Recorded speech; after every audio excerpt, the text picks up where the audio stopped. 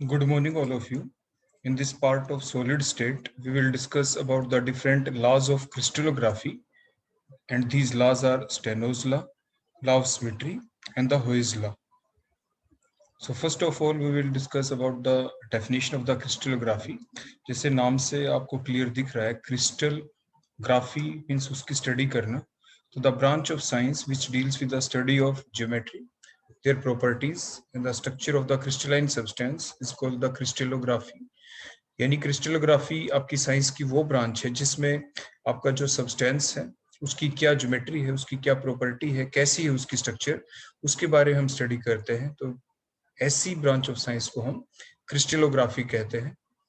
जो fundamental laws हैं जो क्रिस्टलोग्राफी से रिलेटेड है, these laws are point number 1 the laws of constancy of interfacial angles, इसी को हम स्टेनोज लॉ भी कहते हैं. Second law is the law of symmetry. Third one is the Hauy's law of rational indices. तो इन सभी लॉज को हम स्टेप बाय स्टेप अब डिस्कस करेंगे. तो first law one is the law of constancy of interfacial angles और the Steno's law. देखो जैसे नाम से आपको पता चल ही रहा होगा, जो डिफरेंट क्रिस्टल है उसकी जो भी शेप है, तो उसकी जो शेप है उसके अंदर जो भी एंगल है इन बिटवीन द डिफरेंट फेसेस, वो जो फेसेस के बीच के जो एंगल है वो हमेशा कांस्टेंट रहेंगे, वो हमेशा फिक्स रहेंगे, वो सेम रहेंगे, वो बदलेंगे नहीं. वट एवर में be the size of the crystal. देखो जो क्रिस्टल है उसका साइज चाहे छोटा हो चाहे बड़ा हो, कैसा भी हो, लेकिन जो एंगल होंगे कोरस्पॉन्डिंग फेसेस के बीच के वो हमेशा क्या रहेंगे, सेम. तो इसी को कहते हैं law of constancy of interfacial angles और the Steno's law. So how will you define the law of constancy of interfacial angles? It states that the angle in between the corresponding faces of a particular substance is always same irrespective of their shape and the size. देखो ऐसा क्यों कहा गया, देखो आप इस diagram में देखें, देखो हेक्सागन टाइप की स्ट्रक्चर है, ये हमने एंगल शो किया यहाँ पे. अगर हम इसकी स्ट्रक्चर कुछ ऐसे बना दें तो एंगल फिर भी वही रहेगा, एंगल विल रिमेन सेम. हम स्ट्रक्चर ऐसे बना दें तो भी angle in between the faces will remain same. कहने का मतलब जो इनकी डिफरेंट लेंथ है उनमें चेंज आ सकता है, जो लेंथ है, जो डिफरेंट एजेस हैं उनमें चेंज आ सकता है, जो क्रिस्टल की एजेस हैं उनकी लेंथ में चेंज आ सकता है, लेकिन जो एंगल होगा इन बिटवीन द कोरस्पॉन्डिंग फेसेस वो क्या रहेगा, बिल्कुल सेम. इसीलिए तो कहते हैं कि एंगल रहा constant, so called the law of constancy of the interfacial angles and that law is given by the Steno's, so called the Steno's law. और जो ये हमने बताया, ये डिफरेंट डिफरेंट टाइप के जो क्रिस्टल्स बनेंगे, किसी का साइज छोटा किसी का बड़ा हो जाता है, वो किस बात के ऊपर डिपेंड करता है, the size of the crystal depend upon the rate of cooling. जब भी हम प्रिपरेशन करते हैं उसके दौरान जो हमारा क्रिस्टल बनता है, उस क्रिस्टल का जो साइज है वो स्मॉल साइज के क्रिस्टल बनेंगे या लार्ज साइज के क्रिस्टल बनेंगे, वो डिपेंड करता है on the rate of the cooling. अगर हम फास्ट कूलिंग कर दें तो क्रिस्टल एकदम बन जाएंगे, तो उनको प्रॉपर टाइम नहीं मिलेगा रीअरेंज होने के लिए, इसलिए क्रिस्टल का साइज छोटा होगा और प्रॉपर अरेंजमेंट भी नहीं हो पाएगी. लेकिन अगर हम कूलिंग स्लो कूलिंग करते हैं तो each of the unit cell have the proper time to get their proper orientation, proper position, and thus we got the large size of the crystal. तो जैसे अभी हमने बताया कि जो अगर कूलिंग हम स्लो करते हैं तो पार्टिकल के पास सफिशिएंट टाइम होगा to arrange themselves in their proper position, so the crystal of the large size can be obtained. ये जो इंटरफेशियल एंगल्स हैं इनको हम डिटरमाइन कैसे करते हैं, the angles called the interfacial angles are generally measured by an instrument called the contact goniometer. इसे contact goniometer कहते हैं. तो यहाँ पे आपका क्वेश्चन क्या बना जो आपसे एग्जाम में पूछा जा सकता है, आप क्या आ सकता है, how will you state, how will you define the law of constancy of interfacial angle, और the how will you define the Steno's law. तो आप डेफिनेशन लिख देते हैं और इस तरह से आप डायग्राम बना देंगे. तो इस तरह से 2 नंबर का क्वेश्चन, 2 मार्क्स का क्वेश्चन आपसे एग्जाम में पूछा जा सकता है. नेक्स्ट आपकी कुछ बेसिक डेफिनेशन है. नेक्स्ट लॉ हम पढ़े लॉ ऑफ सिमेट्री, उससे पहले कुछ हमें इन बेसिक डेफिनेशंस का पता होना जरूरी है. कॉन्ग्रुएंट और द इक्विवेलेंट कॉन्फ़िगरेशंस. तो कॉन्ग्रुएंट और इक्विवेलेंट कॉन्फ़िगरेशन किसे कहते हैं, the configurations which are either congruent और द सुपरइम्पोजिबल और the enantiomorphs, that is a non superimposable mirror image, are called the equivalent configuration. equivalent configuration का मतलब क्या है कि ऐसी स्ट्रक्चर जो हमें बिल्कुल दिखने में वैसी ही दिखे, दिखने में वैसी ही दिखे, और ये हमें कब मिलती है, कोई कंपाउंड है आपके पास, उसके अंदर हमने रोटेशन कर दी, by some angle, the angle may be the 60, 90, 120, 180 and so on. और रोटेशन करने के बाद जो स्ट्रक्चर जैसी पहले थी वैसी ही अब भी दिख रही है. It means such type of structures are called congruent और द इक्विवेलेंट कॉन्फ़िगरेशंस. उन्हें आप कॉन्ग्रुएंट और द इक्विवेलेंट कॉन्फ़िगरेशन कहते हैं. वो बिल्कुल वैसी नहीं है, वो वही नहीं है, उसी जैसी दिख रही है लेकिन दिखने में, तो आप उसे कहते हैं कॉन्ग्रुएंट और the equivalent configuration. Identical configuration, identical वो होती है जैसी थी वैसी की वैसी दिखनी चाहिए. ऐसा तभी हो सकता है कि कोई कंपाउंड आपके पास है और फिर हमने रोटेशन 360 डिग्री की कर दी, क्योंकि एक पॉइंट के चारों तरफ जो एंगल होता है वो 360 का होता है. तो 360 डिग्री की रोटेशन हम कर देते हैं, तो जो चीज जैसी थी बिल्कुल दोबारा से उसी पोजीशन के ऊपर वो सारे एटम, ग्रुप ऑफ एटम पहुंच जाएंगे, तो वो बिल्कुल वैसी ही दिखेगी.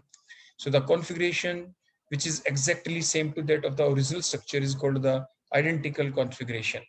बिल्कुल वैसी यू की यू होनी चाहिए, वही के वही आपके एटम होने चाहिए. It is generally obtained when the object is rotated through the 360 degree angle. अब देखो इस चीज को डिफरेंशिएट करने के लिए हम एक एग्जांपल भी लेंगे. और जो ये आइडेंटिकल कॉन्फ़िगरेशन होती है इसको जनरली हम ई से रिप्रेजेंट करते हैं. उनको ई सिमेट्री होती है, ये हर कंपाउंड के अंदर होती है.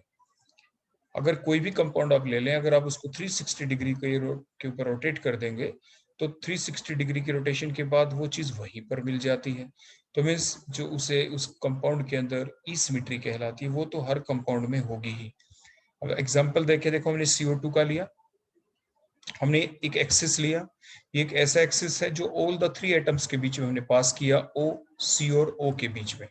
फिर हम रोटेशन करते हैं जैसे स्क्रू घूमता है.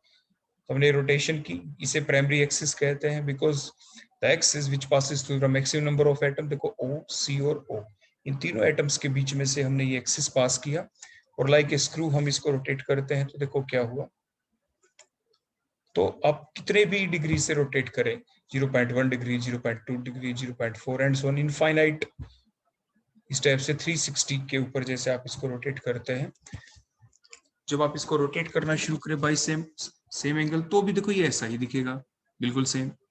थोड़ा सा एंगल और चेंज करें तो भी वही. यानी 0 डिग्री के एंगल से 0.1, 0.2, 1 degree, 2 degree, 360 at every degree we got the same structure, बिल्कुल सेम है. तो ये आइडेंटिकल स्ट्रक्चर है. देखो जो रेड कलर से हमने वो दिखा रखा है वो लेफ्ट में था, लेफ्ट में ही रहा. जो डबल बॉन्ड वो ब्लू कलर से दिखाया वो राइट में था, राइट में ही रहा, क्योंकि लाइक ए स्क्रू हम इसको घुमा रहे हैं, रोटेट कर रहे हैं along the axis, and that axis passes through the all the 3 atoms, that is the 2 oxygen and the 1 carbon atom. तो इसलिए यहाँ पे हमें हर छोटे से छोटे एंगल के ऊपर भी सेम स्ट्रक्चर मिल रही है, सो कॉल्ड द आइडेंटिकल स्ट्रक्चर. उसे हम क्या कहते हैं, आइडेंटिकल या कॉन्ग्रुएंट स्ट्रक्चर कहेंगे. बोलो कैसी कहेंगे. आपकी ये जो स्ट्रक्चर है ये आपकी आइडेंटिकल भी रहेगी और ये आपकी कॉन्ग्रुएंट भी होगी. वो आपकी कैसी होगी, बोलो, कॉन्ग्रुएंट भी होगी और आइडेंटिकल भी होगी. इस पर्टिकुलर केस में अगर हम रोटेशन कुछ ऐसे करें जैसे आपको अभी बताया गया. उसके बाद ये आइडेंटिकल भी है और ये कॉन्ग्रुएंट भी है, ये आइडेंटिकल भी है और ये कॉन्ग्रुएंट भी है. अब हम देखो दूसरा एंगल एक्सिस लेते हैं जिसके ऊपर रोटेशन करें. मान लीजिए हम ये ओरिजिनल स्ट्रक्चर है, हमने एक्सिस कौन सा लिया, अब की बार सी के थ्रू ऊपर से. मान लीजिए आपने C डबल बॉन्ड O लिया और आप पेपर के ऊपर और बिल्कुल ऊपर से नीचे, यानी एक एक्सिस, ऐसा एक्सिस जो सिर्फ सी के अंदर से पास हो, तो ये आपका एक्सिस, इसे आप सेकेंडरी एक्सिस कहेंगे, because that particular axis passes only through one atom, that is a C atom. और जो ऊपर वाला केस था, जब हमने एक्सिस पास किया था किसके थ्रू, एक ऐसा एक्सिस लिया था विच passes through all the 3 atoms, oxygen, carbon, oxygen, तीनों के थ्रू. तो एक ऐसा एक्सिस जो मैक्सिमम नंबर ऑफ एटम के थ्रू पास होता हो, आप उसे प्राइमरी एक्सिस कहते हैं. और जो उससे कम एटम के थ्रू पास होता है तो वो सारे के सारे आपके सेकेंडरी एक्सिस कहलाते हैं. तो ये आपका सेकेंडरी एक्सिस है. देखो इसके ऊपर हमने रोटेशन की 180 डिग्री की, कार्बन के थ्रू एक्सिस पास किया, 180 की रोटेशन की, सेकेंडरी या सब्सिडरी एक्सिस से आप कहते हैं. देखो 180 की, तो क्या हुआ, देखो 180 के बाद, 180 के बाद क्या हुआ कि 180 जो दो लाइनें होती है उनके बीच का एंगल बोलो कितना होता है, ये 180 का होता है. तो जो आपका रेड कलर का ऑक्सीजन था वो राइट में आ गया, और लेफ्ट और राइट साइड में जो ब्लू कलर का था वो लेफ्ट में चला गया, क्योंकि रोटेशन हमने कितनी डिग्री की है, 180 डिग्री की रोटेशन. तो 180 डिग्री की रोटेशन के बाद जो स्ट्रक्चर मिली, बोलो स्ट्रक्चर कैसी है, इक्विवेलेंट स्ट्रक्चर है. ये आइडेंटिकल नहीं है. आइडेंटिकल तो कैसी थी, ओरिजिनल स्ट्रक्चर कैसी है, जिसमें लेफ्ट साइड में बोलो क्या है, रेड कलर वाली ऑक्सीजन, राइट साइड में कैसी है, ब्लू कलर वाली ऑक्सीजन, तो बिल्कुल वैसे ही स्ट्रक्चर हमें दोबारा दिखे तो आइडेंटिकल है, बिल्कुल वैसे की वैसी रेड वाली ऑक्सीजन। लेकिन अब ये जो दूसरी स्ट्रक्चर बनी है ये बिल्कुल वैसी ही है, लेकिन एग्जैक्ट वही रेड कलर वाला ऑक्सीजन आपका लेफ्ट में नहीं है। तो दिखने में तो वैसा ही दिख रहा है ना, जैसा CO2 पहले था बिल्कुल वैसा है, तो उसे आप कहते हैं इक्विवेलेंट कॉन्फ़िगरेशन। तो ऐसी स्ट्रक्चर जो दिखने में वैसी ही दिखे, दिखने में वैसी ही दिखे, लेकिन वही एटम उसी सेम पोजीशन पे नहीं है, रेड वाला रेड वाली जगह पे नहीं है, ब्लू वाला ब्लू वाली जगह पे नहीं है, दिखने में वैसा दिख रहा है। So such type of configuration called equivalent configuration. मान लीजिए 180 डिग्री की रोटेशन हम फिर कर दे कार्बन के थ्रू, एक्सिस पास करके, देखो 180 की। अब दोबारा से देखो आपकी रेड वाली ऑक्सीजन फिर किधर आ गई, लेफ्ट में, ब्लू वाली किधर आ गई, राइट में। अब जो ये स्ट्रक्चर बनी है ये आइडेंटिकल है, जो ओरिजिनल स्ट्रक्चर थी बिल्कुल वैसी ही है। ओरिजिनल स्ट्रक्चर में रेड कलर की जो ऑक्सीजन थी वो लेफ्ट में थी, अब भी लेफ्ट में है। ब्लू कलर वाली ऑक्सीजन राइट में थी, अब वो राइट में है। तो अब जो स्ट्रक्चर बनी है that is called identical configuration. उसे आप क्या कहते हैं, और ये हमें कब मिली, टोटल 360 की रोटेशन के बाद। देखो 180 की दोबारा 180 की, तो 360 डिग्री की रोटेशन के बाद ही हमें आइडेंटिकल कॉन्फ़िगरेशन मिलती है।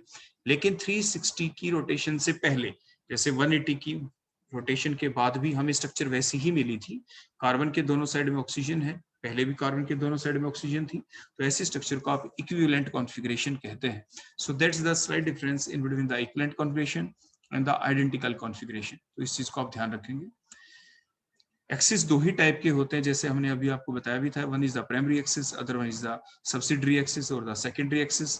द इमेजिनरी एक्सिस, ये एक्सिस इमेजिनरी ही होते हैं, हम एज्यूम ही करते हैं। The imaginary axis which has highest fold of axis of symmetry, जिसकी जो axis of symmetry highest fold है। क्यों?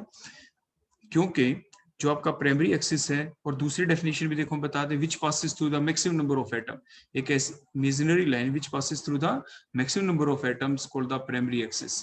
और ऊपर जो हमने लिखा था which is the highest fold of axis of symmetry, उसका मतलब क्या है कि जो ये स्ट्रक्चर थी CO2 की, जब हमने प्राइमरी एक्सिस को रोटेट किया तो यही स्ट्रक्चर हमें कितनी बार मिलेगी, इनफाइनाइट नंबर ऑफ टाइम मिलेगी, क्योंकि स्क्रू की तरह हम घुमा रहे हैं, और बिल्कुल वैसी स्ट्रक्चर हमें मिलेगी जब हम इसको प्राइमरी एक्सिस के थ्रू रोटेट करते हैं, इनफाइनाइट टाइम।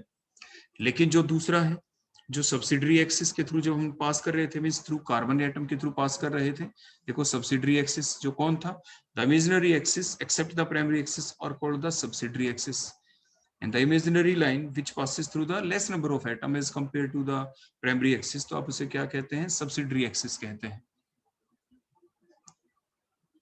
इसके बाद जो सब्सिडरी एक्सिस है ये आप जरूर ध्यान रखें, it is always perpendicular to the primary axis. ये 1 नंबर का क्वेश्चन आपसे पूछा जा सकता है। तो यहाँ से छोटे छोटे क्वेश्चन आपके क्या बने, आपसे पूछा जा सकता है, define equivalent configuration, define identical configuration with an example, तो एग्जांपल दे देंगे, define primary axis, define subsidiary axis. और भी आपसे पूछे कि जो सब्सिडरी एक्सिस होता है क्या वो आपके प्राइमरी एक्सिस के पैरेलल होता है, no, the subsidiary axis is always perpendicular to the primary axis. ये बात आपको हमेशा ध्यान रखनी है। इसके बाद नेक्स्ट हमारा लॉ आ जाता है, that called the law of symmetry. Law of symmetry क्या कहता है कि it states that the crystal of a particular substance will always have the same element of symmetry. आप जो क्रिस्टल है, किसी भी कोई सब्सटेंस का आप क्रिस्टल ले लें, उसका साइज चाहे कैसा हो, छोटा हो बड़ा हो, उसके अंदर जो एलिमेंट ऑफ सिमेट्री होंगे वो सेम होंगे। आखिर अब जो ये वर्ड हमने यूज किया यहाँ पे, that is the element of symmetry, आखिर ये एलिमेंट ऑफ सिमेट्री है क्या, मीन्स कितने टाइप की सिमेट्री हो सकती है किसी भी पर्टिकुलर सब्सटेंस के अंदर, this all type of symmetry is called the element of symmetry. अब देखो वो क्या क्या हो सकती है। देखो एक्सिस ऑफ सिमेट्री जैसे अभी हमने डिस्कस भी किया था, फॉर एग्जांपल हम BF3 ले लें, हम एक ऐसा एक्सिस ले लें जिसे प्राइमरी एक्सिस कहते हैं, मींस जो आपके कहां से पास होगा, बोलो, जो हमने पास किया B के थ्रू, बोलो किसके थ्रू हमने पास किया, उसको हम B के थ्रू पास कर देते हैं। अगर B के थ्रू अगर हम इसको पास करते हैं तो बोलो क्या हुआ, देखो ये रोटेशन हो रही है, रोटेशन के बाद क्या होगा, जो ब्लू कलर का BF बॉन्ड है वो रेड की जगह आ जाएगा, रेड वाला आपके पिंक की जगह आ जाएगा, पिंक वाला ब्लू की जगह आ जाएगा, एंड सोन। तो बोलो ये जो एंगल है यहाँ पे, ये कितने डिग्री का एंगल है B और F के बीच में, देखो ये जो एंगल आपको दिख रहा है किन्हीं भी दो इनके बीच में, ये 120 डिग्री का दिख रहा है आपको एंगल। तो अगर आप 120 डिग्री की अगर आप रोटेशन यहाँ पे कर देते हैं तो क्या होगा, आपका जो एटम की पोजीशन चेंज होगी, लेकिन दिखने में जो नेक्स्ट स्ट्रक्चर बनेगी वो बिल्कुल वैसी ही होगी, एंड सोन। ऐसा आप 3 टाइम्स कर सकते हैं, 120, 120 एंड द 120 कंप्लीट 360 की रोटेशन पे वो स्ट्रक्चर हमें 3 बार मिलती है। देखो ये जैसे हमने बताया, और ये डिपेंड किस बात के ऊपर करता है कि उसका साइज चाहे छोटा। देखो अब की बार आपने देखा होगा हमने BF3 का साइज थोड़ा छोटा बनाया है, मींस चाहे जो BF3 का जो क्रिस्टल है उसका साइज बड़ा हो, देखो हमने बड़ी स्ट्रक्चर का बड़ा साइज हो, चाहे साइज छोटा हो, उसके अंदर एलिमेंट ऑफ सिमेट्री सेम होंगे। मींस इस पर्टिकुलर कंपाउंड के अंदर 3 फोल्ड एक्सिस ऑफ सिमेट्री है, तो जो BF3 छोटे साइज का दिखाया उसके अंदर भी 3 फोल्ड एक्सिस ऑफ सिमेट्री ही होगी। अब नेक्स्ट हम देखते हैं, ये तो हमने सिमेट्री कौन सी बताई, एक्सिस ऑफ सिमेट्री, मींस एक ऐसा एक्सिस हमने लिया जो सिर्फ बी के थ्रू हमने पास किया है। अगर हम देखो ऐसा एक्सिस ले लें, ये हमने BF3 फिर बनाया, एक्सिस ऐसा जो बी और एफ के बीच में से हमने पास किया। देखो जो ब्लू बॉन्ड है आपका BF, वो अपनी सेम पोजीशन पे रहा, उसमें कोई चेंज नहीं है। तो अब की बार हमने एक्सिस कैसा बनाया, जो BF के थ्रू पास होता है। पिछला एक्सिस कैसा था बोलो, जो सिर्फ बी के थ्रू पास किया था, बी के थ्रू पास किया। तो देखो तीनों जो फ्लोरीन एटम है, तीनों फ्लोरीन की पोजीशन जो है आपस में इंटरचेंज होगी, और वो 3 टाइम्स हो सकती है, इसलिए हम इसको कहेंगे 3 फोल्ड एक्सिस ऑफ सिमेट्री। 3 बार हमें वैसी ही स्ट्रक्चर मिलेगी। लेकिन अगर हम इसमें करें तो देखो 180 डिग्री की रोटेशन हम यहाँ पे करेंगे। 180 डिग्री की अगर हम रोटेशन करेंगे इस सब्सिडरी एक्सिस के थ्रू, तो वही स्ट्रक्चर हमें दोबारा कितनी बार मिलेगी, 2 बार। 180 डिग्री की रोटेशन जैसे हम दिखा रहे हैं, पिंक वाला रेड की जगह आ जाएगा, रेड वाला पिंक की जगह, दोबारा 180 की करेंगे एंड सो ऑन, तो फिर वही हमारी आइडेंटिकल कॉन्जुगेशन हमें मिल जाएगी। तो ये हमने बताया, हम बातें कर रहे हैं लॉ ऑफ सिमेट्री की। Law of symmetry what it states that the crystal of a particular substance will always have the same element of symmetry. आपका जो पर्टिकुलर सब्सटेंस है, कोई भी एक सब्सटेंस है, उसके अंदर जो एलिमेंट ऑफ सिमेट्री होंगी वो हमेशा सेम रहेंगी, इररिस्पेक्टिव ऑफ देयर साइज, चाहे उसका साइज कुछ भी क्यों ना हो। अब देखो हम प्लेन ऑफ सिमेट्री की बात करते हैं। जैसे इसके अंदर क्या होगा कि एक ऐसा प्लेन देखो जो हमने पास किया BF के थ्रू, तो वो क्या होगा, ऐसा प्लेन जो BF के थ्रू जो हम पास कर दें, वो इस मॉलिक्यूल को 2 हिस्सों में डिवाइड कर देगा, एक साइड में एक F, दूसरी साइड में दूसरा F। तो इस कंपाउंड के अंदर बोलो क्या होगी, प्लेन ऑफ सिमेट्री, चाहे साइज छोटा हो चाहे बड़ा हो। आपके इस कंपाउंड के अंदर जो प्लेन ऑफ सिमेट्री है वो दोनों में रहेगी, चाहे छोटे साइज का BF3 है, चाहे बड़े साइज का BF, चाहे स्मॉल साइज का क्रिस्टल है BF3 का, चाहे लार्ज साइज का क्रिस्टल है BF3 का, both have the plane of symmetry, दोनों के अंदर प्लेन ऑफ सिमेट्री होगी। जब हमने BF के थ्रू हमने इसको पास किया, जो प्लेन हमने कहां से लिया, BF, वो कोई भी BF आप ले सकते थे, BF वाला आप ले, ब्लू बॉन्ड वाला लिया, ऐसे ही ऑरेंज वाला आपके पिंक कलर वाला ले सकते थे, रेड कलर वाले BF बॉन्ड के थ्रू आप एक्सिस ले सकते हैं, प्लेन यहाँ पे बना सकते हैं। तो आपके 3 प्लेन ऑफ सिमेट्री होंगी, इसके अंदर कितनी होंगी बोलो, 3 प्लेन ऑफ सिमेट्री होंगी। नेक्स्ट हम लेते हैं प्लेन ऑफ सिमेट्री को एग्जांपल के लिए टार्टरिक एसिड, जो स्ट्रक्चर है टार्टरिक एसिड की। इसमें देखो हमने प्लेन लिया, एक ऐसा इमेजिनरी प्लेन जो मॉलिक्यूल को 2 इक्वल हिस्सों में डिवाइड कर देते हैं, ताकि एक जो पार्ट है वो दूसरे पार्ट की क्या हो, मिरर इमेज हो।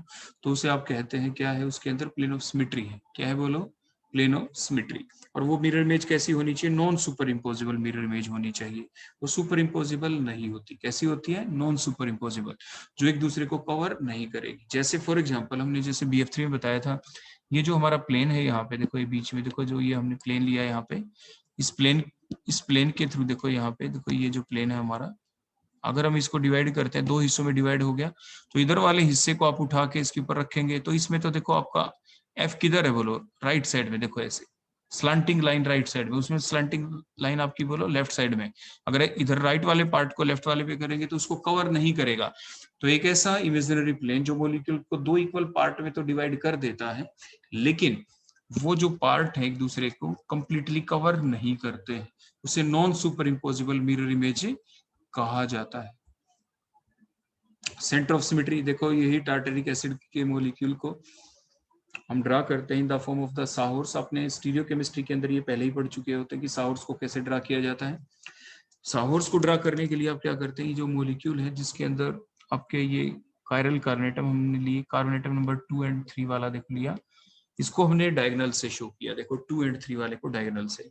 उसके बाद 3 के ऊपर जो ग्रुप नीचे है उसको नीचे दिखाएं, ये रूल है साहोर्स प्रोजेक्शन को ड्रा करने का। फिर 3 कार्बन के ऊपर जो आपका फ्रंट कार्बोनेटम है, 3 carbon atom number 3 is called the front carbon atom, इसको आप फ्रंट कार्बोनेटम कहेंगे। ये आपका कार्बोनेटम बोलो कैसा होगा, दैट इज द फ्रंट कार्बोनेटम। और जो कार्बन एटम नंबर 2 होगा वो आपका रियर कार्बन एटम होगा और द बैक कार्बन एटम। अब बैक और फ्रंट कार्बन एटम जो आपने लिए C2 और C3, उनको हमने डायगोनल से रिप्रेजेंट किया।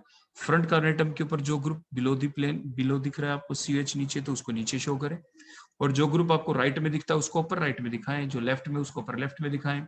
अब रियर कार्बन एटम के ऊपर चलते हैं, जो C2 है, जो ग्रुप अबो ऊपर की तरफ दिख रहा है आपको CH को, उसको अबो ही दिखाएं, जो राइट तो उसको लेफ्ट में दिखाएंगे, लोअर लेफ्ट में, और जो लेफ्ट साइड में है जैसे CH बॉन्ड उसको लोअर राइट में दिखाएंगे। तो that's the basic rule for draw a sawhorse projection of the given compound. अब इसके अंदर हमें ये देखना है सेंटर ऑफ सिमेट्री है या नहीं। तो आपने ये जो मॉलिक्यूल है इसका जो सेंटर पॉइंट देखो ये लेते हैं, और वहां से आपने क्या किया, एक लाइन ड्रा की। देखो देखो इस पॉइंट से आपने एक लाइन ड्रा की, इस पॉइंट से, और वो जो लाइन ड्रा की दोनों साइड में 180 डिग्री के ऊपर ड्रा की, देखो दोनों डायरेक्शन में, इधर भी और इधर भी, and that particular line meet with the same group at the same distance.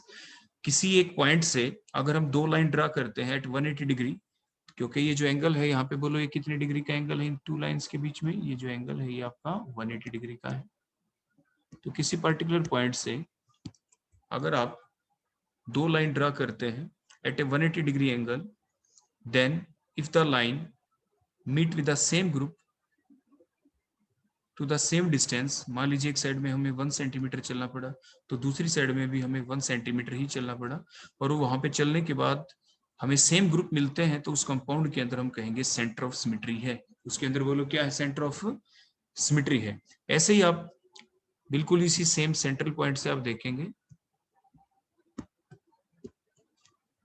देखो सेकंड चलते हैं, देखो ये रहा H और H, उसी सेंट्रल पॉइंट से आप चले दोनों H की तरफ, तो at the same distance we meet with the same group, that is the H and the H. Similarly अगर इसी पॉइंट से चलें और सेम डिस्टेंस के ऊपर एट ए 180 डिग्री एंगल हमें दो सेम ग्रुप मिलते हैं, जैसे OH मिल गए, और उसी कॉमन पॉइंट से हम चले थे, तो इट मींस अब इस कंपाउंड के अंदर एक सिमेट्री है जिसे कहते हैं सेंटर ऑफ सिमेट्री। क्या है बोलो उसके अंदर सेंटर ऑफ सिमेट्री, मींस ये टार्टरिक एसिड जिसके अंदर प्लेन ऑफ सिमेट्री भी है, और उसी टार्टरिक एसिड को जो हमने साहोर्स प्रोजेक्शन के अंदर ड्रा किया तो आपने देखा कि उसके अंदर सेंटर ऑफ सिमेट्री भी है।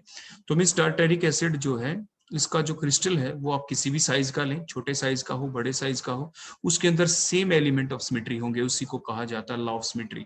तो लॉ ऑफ सिमेट्री की डेफिनेशन क्या है, it states that the crystal of a particular substance will always have the same element of symmetry irrespective of their size, चाहे उसका साइज कुछ भी क्यों ना हो। तो एलिमेंट ऑफ सिमेट्री का मतलब क्या हुआ, तो ये डिफरेंट एलिमेंट ऑफ सिमेट्री होते हैं जो हमें क्या देखते हैं, जो हमें कम मिलती है, कोई रोटेशन से, जैसे एक्सिस ऑफ सिमेट्री, रोटेशन हमने की फिर हमें वैसी ही स्ट्रक्चर बार बार हमें मिलती है, चाहे वो 180 डिग्री के एंगल के बाद मिले या 120 के बाद मिले। After rotation through some angle if we got the same structure that called the congruent structure through a particular axis, तो आप कहते हैं उस कंपाउंड के अंदर एक्सिस ऑफ सिमेट्री है। तो उसके अंदर क्या है, एक्सिस ऑफ सिमेट्री। दूसरा आपने देखा इमेजिनरी प्लेन आपने कोई लिया, उस प्लेन के थ्रू अगर हम देखते हैं तो वो प्लेन मॉलिक्यूल को 2 इक्वल पार्ट्स के अंदर डिवाइड कर देता है, तो मींस वो एक दूसरे की रिफ्लेक्शन है। बोलो क्या है, एक दूसरे की रिफ्लेक्शन है। या यहाँ पे हमने देखा जो साहोर्स प्रोजेक्शन हमने देखी कि इन्वर्जन था इसके अंदर, बोलो क्या था, इन्वर्जन। एक दूसरे के हम अपोजिट डायरेक्शन में चलते हैं, 180 डिग्री के एंगल के ऊपर चलते हैं थ्रू पर्टिकुलर पॉइंट, तो हमें सेम ग्रुप मिलते हैं। अगर हम इस कंपाउंड को बीच में से फोल्ड कर दें, मोड़ दें, जैसे एक पेपर के 2 फोल्ड हम कर देते हैं, उसको मोड़ देते हैं बीच में से, इसको मोड़ दें आप, तो इट मीन्स क्या होगा, आपके सेम ग्रुप के ऊपर दूसरा ग्रुप आ जाएगा, तो उसे कहते हैं आप क्या है, इस कंपाउंड के अंदर इन्वर्जन है, सेंटर ऑफ सिमेट्री है, इन्वर्जन ऑफ सिमेट्री है इस पर्टिकुलर कंपाउंड के अंदर। तो मींस द एलिमेंट और the factor which are used to find out the congruent, means वो सिमेट्री जिसके द्वारा, वो एलिमेंट्स जिसके द्वारा हमें क्या मिलता है, हमें मिलती है कॉन्ग्रुएंट स्ट्रक्चर और the identical structure by single operation. Single operation means axis of symmetry का लगा दें, या प्लेन ऑफ सिमेट्री का लगा दें, या सेंटर ऑफ सिमेट्री का लगा दें, या कॉम्बिनेशन ऑफ डिफरेंट ऑपरेशन, जो आगे हम देखेंगे वो आपका कहलाएगा n fold rotation, reflection axis of symmetry, जो हम आगे जाके पढ़ेंगे। तो ऐसी चीज को आप कहते हैं एलिमेंट ऑफ सिमेट्री। तो एलिमेंट ऑफ सिमेट्री क्या हुआ, एलिमेंट ऑफ सिमेट्री वो एलिमेंट है, वो फैक्टर्स हैं which are used to find out the identical or the congruent structures either through the single operation, that is the rotation, reflection or the inversion, or by the combination of these operations called the element of symmetry. फिर हमने symmetry operation किसे कहते हैं, जो operate हमने किया, हमने क्या करके देखा, हमने क्या क्या करके देखा था, हमने करके देखा या तो रोटेशन किया या हमने रिफ्लेक्शन किया, जैसे प्लेन ऑफ सिमेट्री में हमने रिफ्लेक्शन देखी, रोटेशन एक्सिस ऑफ सिमेट्री के अंदर हमने रोटेशन किया या इन्वर्जन किया, सेंटर ऑफ सिमेट्री के अंदर हमने इन्वर्जन किया. So the operation which gives the congruent और the identical structure in comparison to that of the original structure is called the symmetry operation. उसे हम सिमेट्री ऑपरेशन कहते हैं. और ये ऑपरेशन क्या क्या हो सकते हैं, वो रोटेशन भी हो सकता है, वो रिफ्लेक्शन भी हो सकता है, वो इन्वर्जन भी हो सकता है, और combination of these different operation भी हो सकता है. नेक्स्ट हम देखते हैं type of element of symmetry, जिसका अभी हमने नाम भी लिया था. The different element of symmetry are n fold rotation axis of symmetry, जिसे एक्सिस ऑफ सिमेट्री कहते हैं, इसको CN से रिप्रेजेंट करते हैं. यहाँ पे आपका ऑर्डर है कि कितनी बार हमें वही सेम स्ट्रक्चर मिली, कॉन्ग्रुएंट स्ट्रक्चर हमें मिली. जब हम 360 की रोटेशन करते हैं, 0 डिग्री से 360 पे रोटेशन करते हैं, तो वही सेम स्ट्रक्चर हमें कितनी बार मिलती है, तो वो n फैक्टर कहलाता है, उसका ऑर्डर कहलाता है. प्लेन ऑफ सिमेट्री, जिसको सिग्मा से रिप्रेजेंट करते हैं, सेंटर ऑफ सिमेट्री और द इन्वर्जन ऑफ सिमेट्री, जिसको स्मॉल i से रिप्रेजेंट करते हैं, और एनफोल्ड रोटेशन रिफ्लेक्शन ऑफ सिमेट्री, जिसको SN से रिप्रेजेंट करते हैं. ये कॉम्बिनेशन ऑफ ऑपरेशंस हैं होंगे इसके अंदर. One is the rotation, other one is the reflection. और ये इम्प्रॉपर एक्सिस ऑफ सिमेट्री कहलाती है, जिसके अंदर कॉम्बिनेशन ऑफ ऑपरेशन हम करते हैं. और जिसके अंदर कॉम्बिनेशन ऑफ ऑपरेशन नहीं करते रोटेशन के दौरान, तो वो आपकी कहलाती है proper axis of symmetry, improper and the proper one. तो एलिमेंट ऑफ सिमेट्री क्या काम आते हैं, जो एलिमेंट ऑफ सिमेट्री है पॉइंट ग्रुप्स को डिटरमाइन करने के काम आते हैं. ये हम बाद में डिस्कस करेंगे. तो ये प्रॉपर रोटेशन ऑफ एक्सिस है क्या, the axis around which A molecule on rotation gives the congruent structures is called the proper rotation axis. और इम्प्रॉपर कौन होता है, जैसे एनफोल्ड रोटेशन एक्सिस ऑफ सिमेट्री है. और इम्प्रॉपर कौन होगा, the axis around which A molecule on rotation followed by the reflection or the inversion gives the enantiomorph configuration or the congruent structures or the identical structure are called the improper rotation axis, जिसके अंदर combination of operation हमें करना होता है, तो वो आपके improper rotation axis कहलाता है, जैसे unfold rotation inversion axis of symmetry. Next हम देखते हैं सबसे पहले अब स्टेप बाय स्टेप ये सारे के सारे जो हमारी सिमेट्री है. First one is the n fold rotation axis of symmetry और द एक्सिस ऑफ सिमेट्री. तो what do you mean by the n fold rotation reflection of symmetry. ये तो हमने पहले ही देख लिया है, कोई एक्सिस होगा जिसके ऊपर हम मॉलिक्यूल को पूरे 360 डिग्री का रोटेशन देंगे, और 3 डिग्री की रोटेशन जो हम देंगे वो धीरे धीरे देंगे, और फिर देखेंगे क्या बीच में थ्रू 360 की रोटेशन पूरी होने से पहले कितनी बार वही हमें सेम स्ट्रक्चर ऑब्टेन होती है. एक बार, 2 बार, 3 बार, 4 बार. एक बार का मतलब तो क्या है, 360 पे ही दोबारा वही मिलती है. 2 बार का मतलब क्या है, 180 पे मिली, 180 पे फिर मिल गई, तो 2 टाइम्स मिली, तो ये n है. तो means a molecule will have the n fold rotation of symmetry. N fold means one fold भी हो सकता है, मीन्स अभी थी और 360 के बाद ही थी, तो एक बार ही मिली. 2-फोल्ड मीन्स 180 पे मिली, फिर 180 पे मिली, तो वो 2-फोल्ड कहलाएगा. So it means a molecule will have the n-fold rotation axis of symmetry if the molecule gives n similar structure on one complete rotation of 360 degree. उसे आप क्या कहते हैं, n-fold rotation axis of symmetry. Means if the similar structure obtained twice on one complete revolution of 360 degree, then it is called the two-fold axis of symmetry, and so on. 3 times मिले तो 3-fold axis of symmetry, 4 times मिले तो 4-fold axis of symmetry, 6 time मिले तो 6-fold axis of symmetry, and so on. जैसे example लेते हैं, अगर हम एक ऐसा एक्सिस लें जो तीनों एटम्स के थ्रू पास होता हो, ऑक्सीजन, कार्बन, ऑक्सीजन के थ्रू, तो बोलो हमें ये स्ट्रक्चर कितनी बार मिलेगी, इनफाइनाइट नंबर ऑफ टाइम मिलेगी इस प्राइमरी एक्सिस के थ्रू. क्योंकि थोड़ा सा एंगल से घुमाया स्क्रू की तरह, फिर भी वही स्ट्रक्चर कितनी बार भी आप घुमा लें, छोटे से छोटे एंगल पे घुमाएं, और जब तक हम पहुंचेंगे 360 तक, तो वही सेम स्ट्रक्चर हमें बार बार मिलती रहेगी. तो हम कहते हैं इनफाइनाइट है इसके अंदर. एन की वैल्यू क्या है बोलो, infinite fold rotation axis of symmetry. अगर इस एक्सिस के थ्रू हम घुमाएं, जिसे प्राइमरी एक्सिस हम कह रहे हैं, तो through OCO axis we got the C infinite symmetry. अगर हम एक्सिस कौन सा लें, जैसे अभी हमने पहले बताया C के थ्रू अगर हम पास कर देते कोई स्टेप से, तो पोजीशन चेंज होती रहेगी ऑक्सीजन की आपस में, C वही रहेगा। तो ये सब्सिडरी एक्सिस कहलाता है। देखो 180 डिग्री की आपने रोटेशन की, रेड कलर वाली ऑक्सीजन देखो 180 पे रोटेशन करने से क्या हुआ, वही सेम स्ट्रक्चर, कॉन्ग्रुएंट स्ट्रक्चर मिली, आइडेंटिकल नहीं, कॉन्ग्रुएंट मिल गई आपकी। तो एक बार बिल्कुल वैसी मिली, बस रेड वाला जो ऑक्सीजन थी वो राइट में आ गई, ब्लू वाली लेफ्ट में। दोबारा फिर से रोटेशन करेंगे, फिर वही हमें मिल जाएंगी। तो 2 बार मिली ना। तो क्या करते हैं, टोटल रोटेशन कितने की 360 की, और हर बार हमने कितने की है बोलो, 180 की, फिर 180 की। तो डिवाइड बाय 180, तो इसको n फोल्ड अब कहा जाता है। तो आंसर क्या आ गया, 2। तो 360 डिवाइडेड बाय वो एंगल जिसकी रोटेशन के बाद हमें कॉन्ग्रुएंट स्ट्रक्चर मिली। तो 180 की रोटेशन पे हमें कॉन्ग्रुएंट स्ट्रक्चर मिली, तो इसलिए 360 को अब डिवाइड कर दे उस एंगल से जिस एंगल की रोटेशन के बाद हमें कॉन्ग्रुएंट स्ट्रक्चर मिलती है। तो 180 डिग्री की रोटेशन के बाद हमें कॉन्ग्रुएंट स्ट्रक्चर मिली, तो हमने डिवाइड कर दिया, तो हमें उसका n फोल्ड मिल जाता है, उसका ऑर्डर का पता चल जाता है। तो इसका ऑर्डर क्या हुआ, 2।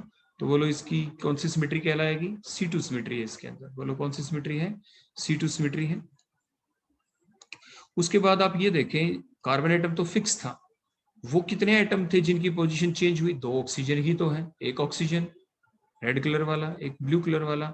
तो इट मीन्स हमें ये देखना हो कि क्या फोल्ड है, तो बस ये देख लें, how many atoms are going to change their position. तो 2 ही ऑक्सीजन एटम है, कार्बन वहीं पे रहा। 2 ही ऑक्सीजन ऐसे थे जिन्होंने अपनी पोजीशन चेंज की है सब्सिडरी एक्सिस के थ्रू जो हम रोटेशन कर रहे थे। तो the number of atom whose position get changed through that central atom, that is the carbon atom, तो वो उसका फोल्ड कहलाता है, वो उसका ऑर्डर कहलाता है। तो आप डायरेक्ट ऐसे भी देख सकते हैं। अदरवाइज 360 डिवाइड बाय 180, तो भी आंसर 2 आया था। और कितने एटम की पोजीशन आपस में चेंज हुई रोटेशन के दौरान, 2 ही एटम की, वो जो 2 ऑक्सीजन एटम है। तो भी हमें ऑर्डर का पता चल गया कि ऑर्डर इज 2। उसके बाद नेक्स्ट पॉइंट ये आता है, the molecule having the CN symmetry along the primary axis will always have, अगर किसी भी कंपाउंड के अंदर प्राइमरी एक्सिस के अलोंग कोई सिमेट्री है, जैसे C इनफाइनाइट थी, उसके बाद सब्सिडरी एक्सिस लिया और वो हमने C2 वाला लेना है। बोलो कौन सा लेना है, C2। ये बात C2 के ऊपर अप्लाई है। तो C2 कितने होंगे, तो जो C2 सिमेट्री होंगी वो कितनी होगी, वो जैसे अभी हमने निकाल ही लिया, वो तो ऑर्डर 2 निकाला था हमने, वो तो हमने एक्सपेरिमेंट करके देखा है, खुद आपके सामने करके दिखाया है। लेकिन हम आपको ये बताने वाले, जो जनरली अब आपको याद कर ही लेनी है, कि the molecule having the CN symmetry along the primary axis will always have either the NC2 or the 0C2, NC2 और the 0C2 आपकी सिमेट्री होंगी along the subsidiary axis, ये हमें ध्यान रखना है। तो इसके बाद नेक्स्ट हम एग्जांपल लेते हैं, ये बातें हमने बता दी। नेक्स्ट हम अगला एग्जांपल लेते हैं, जैसे BF3 का। इस BF3 में आप देखें, अगर हम B के थ्रू एक्सिस कहां से पास करें, थ्रू B, तो B के थ्रू पास करते हैं, तो after how many degree we got the congruent configuration, we got the congruent configuration after rotation of 120 degree. देखो जो आपका BF जो बॉन्ड था ब्लू कलर का, वो रेड की जगह चला गया, रेड वाला पिंक की तरह, और पिंक वाला ब्लू की जगह आ गया।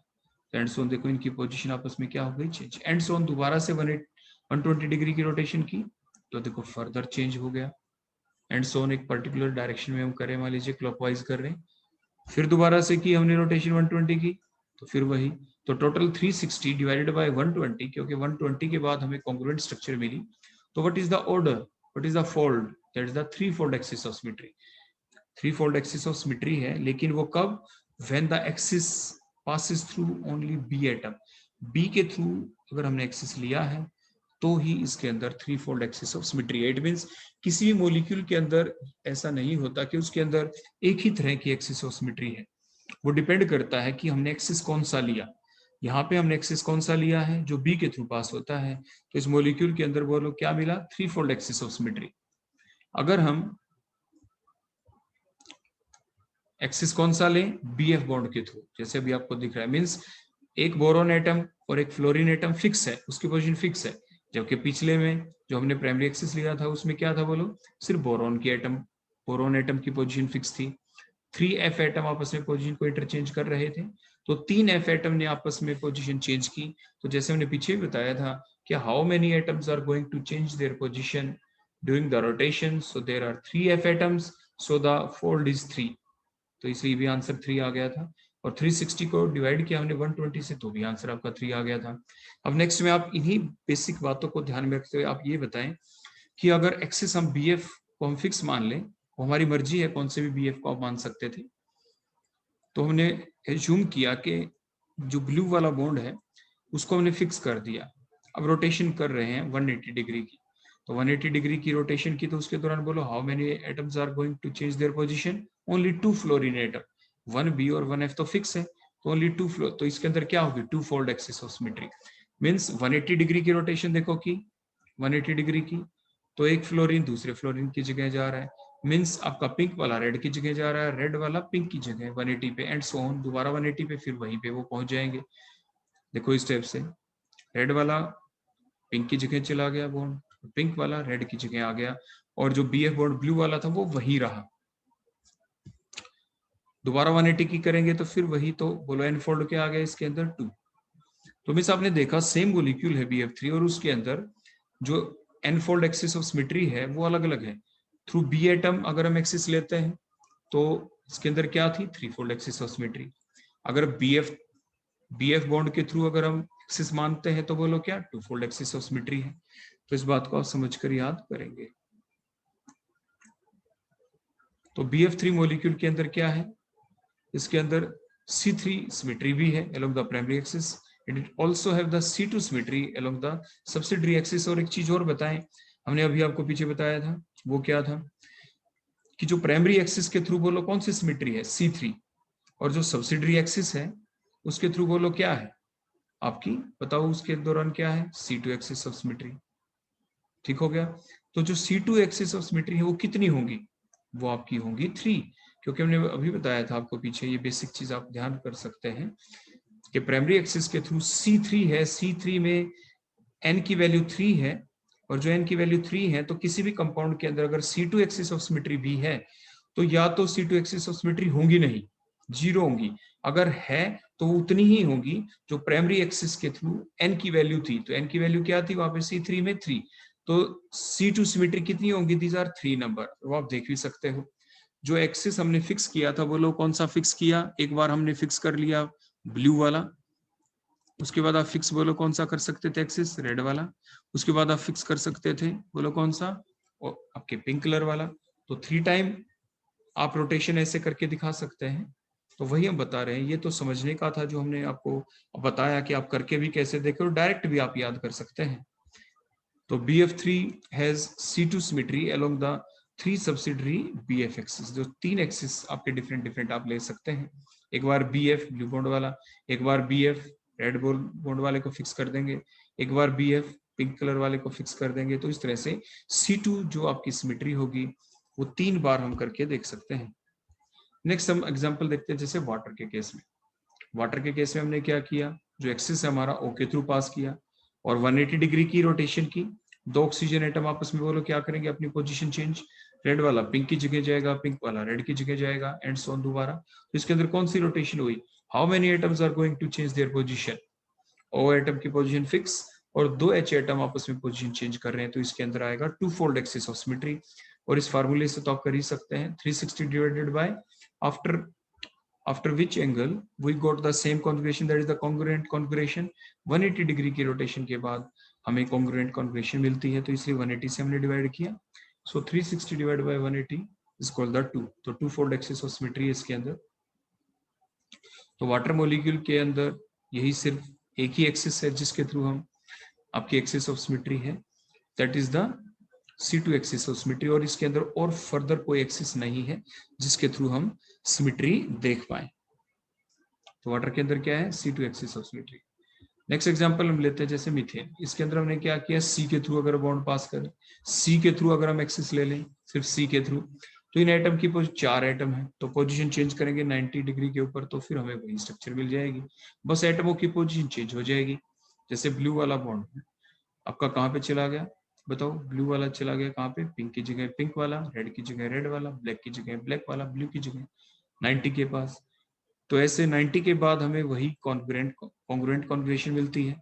तो बोलो फोल्ड क्या होगा, कितने एटम की पोजीशन चेंज हुई around the carbon atom, 4 carbon atom की पोजीशन चेंज हुई है। तो जितने एटम्स की पोजीशन चेंज होती है वही उसका फोल्ड कहलाता है। So it is the 4 fold axis of symmetry. और इसको आप निकाल भी सकते हैं इस फार्मूले से 360 डिवाइडेड बाय 90, क्योंकि 90 की रोटेशन के बाद हमें वही सेम कॉन्ग्रुएंट कॉन्फ़िगरेशन मिलती है, बिल्कुल वैसी स्ट्रक्चर में मिल जाती है। So it has the 4 fold axis of symmetry. ये पहला एक्सिस लिया, ये एक्सिस बॉल हमने कहाँ पे पास किया, through carbon atom, only through carbon atom, और 4 एटम अपनी पोजीशन को चेंज कर रहे हैं। 10 fold is 4 through carbon atom.